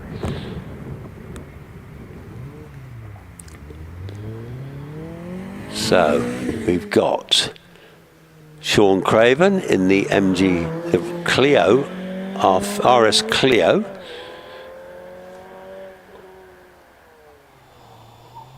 And I suspect not all competitors will be bothering with a 4th run, but we'll see. I might be proved wrong, but I see that lovely Escort is going down to the start. I see the Lotus Elise. Didn't think that was a shared drive, that one, but there we go. The little Ginetta going down there.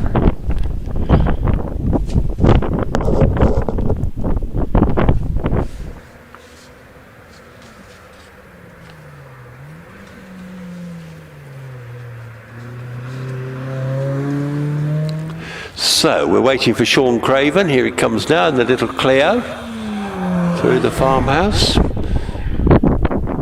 All the way around this long sweeping corner. Power goes down through the speed trap now. Be showing a speed of 68 miles an hour.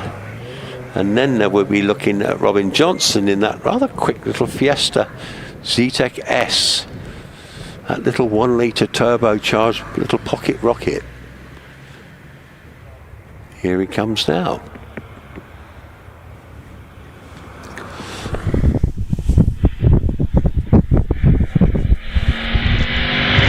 Lights on, Two-tone colour scheme, red and black, red wheels. Went very well earlier.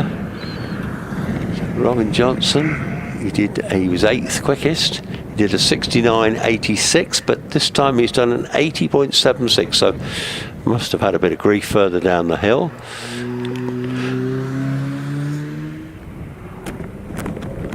George Tower from Chinner in Oxfordshire, here he comes now. Squealing those tyres, he's giving it all he's got. Wringing every bit of power out that little engine. Giving it a go. George earlier did a time of 73.39 was his best time. Can he better that? Does a 73.60, so only marginally slower. Jeff Denton's coming into our view now in the MGTF. Don't see many of these on the hills, but good little cars. So Jeff Denton earlier did a 75.68.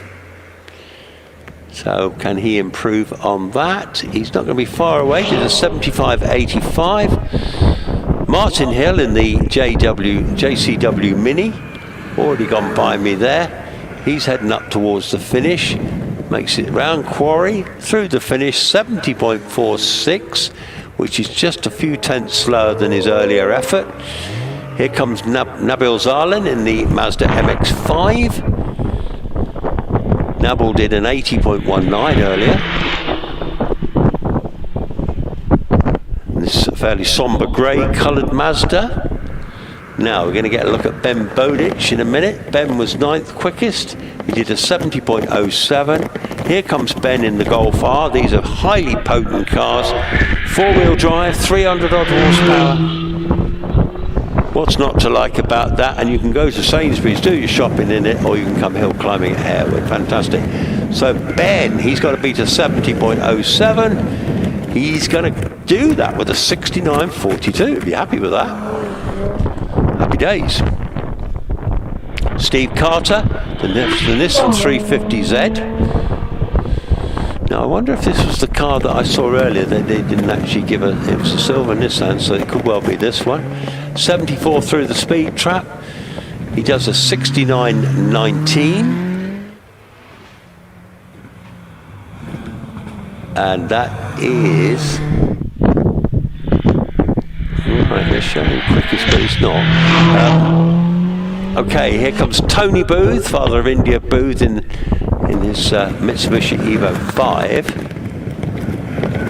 He was 5th quickest earlier with a 68.51, and this time he does a 68.51 the same time. Well done to him. That looks to me like the very impressive Subaru Impreza of James Hudson's down there on the line.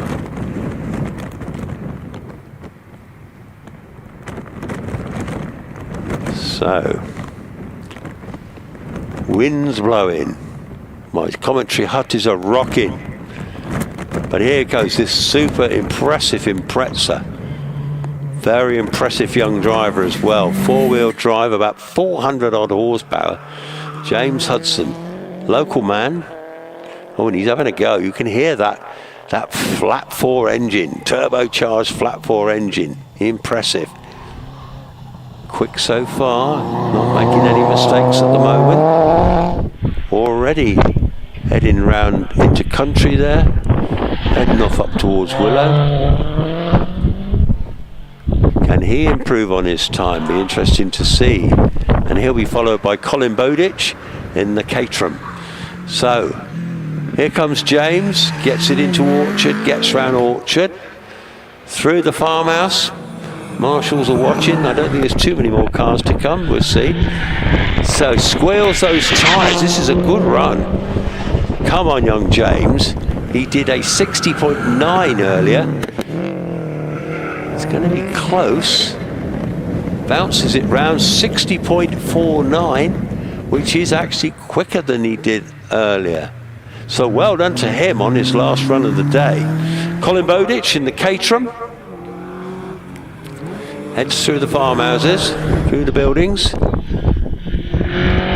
Runs a little Ford cross-flow engine in this one, a very similar engine to they run in the in the Mallocks, in the Clubman's Mallocks. So Colin Bowditch heads towards the finish. He did a 69.64, which takes him 6th quickest. As we get a look at Mark Kay in the Lotus Elise S1. This early Lotus in the yellow. A lot of them were built in the yellow paint scheme. And he'll be followed by Steve Markham in the Lotus Elise S1.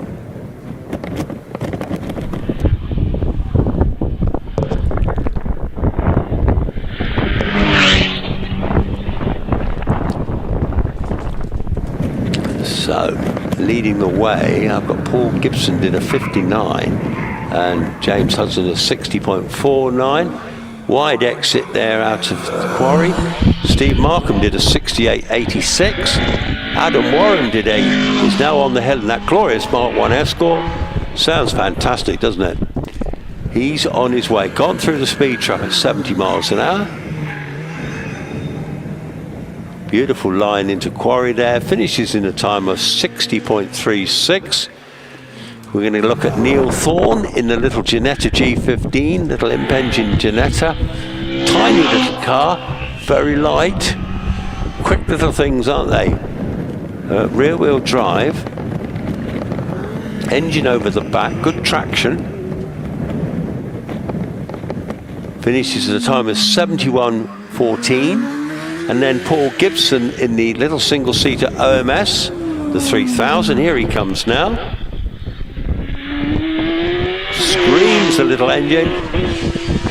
Through the speed trap. 94 miles an hour. Brakes into quarry. Through the finish. 58.87. That's his best time of the day. Well done to him. Now we may be at the end of play. I'm seeing Marshall's picking stuff up now. Yes, I think that's probably the end of our runners and riders for today. I think that's end of play. Thank you again, Marshall's brilliant job as ever. You've had a long stint. Well done.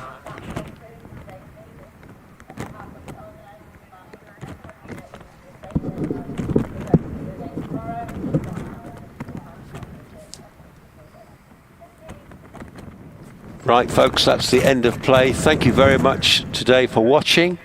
We will have 4 runoffs tomorrow, 2 tin tops, 2 British Hillclimb Championship runoffs. Entertainment should be fantastic. Amazing cars and drivers here. We've got through today. Tomorrow might be a bit damp, but that won't make it any less exciting. I'll be joined in the box by Steve Wilkinson. That's it for us now. Have a safe journey home, everyone. Hope you've enjoyed your racing. I'm Chris Bonsett. I'm signing off. Thank you very much for watching. And to all our viewers worldwide, we hope you've enjoyed it. Cheers for now.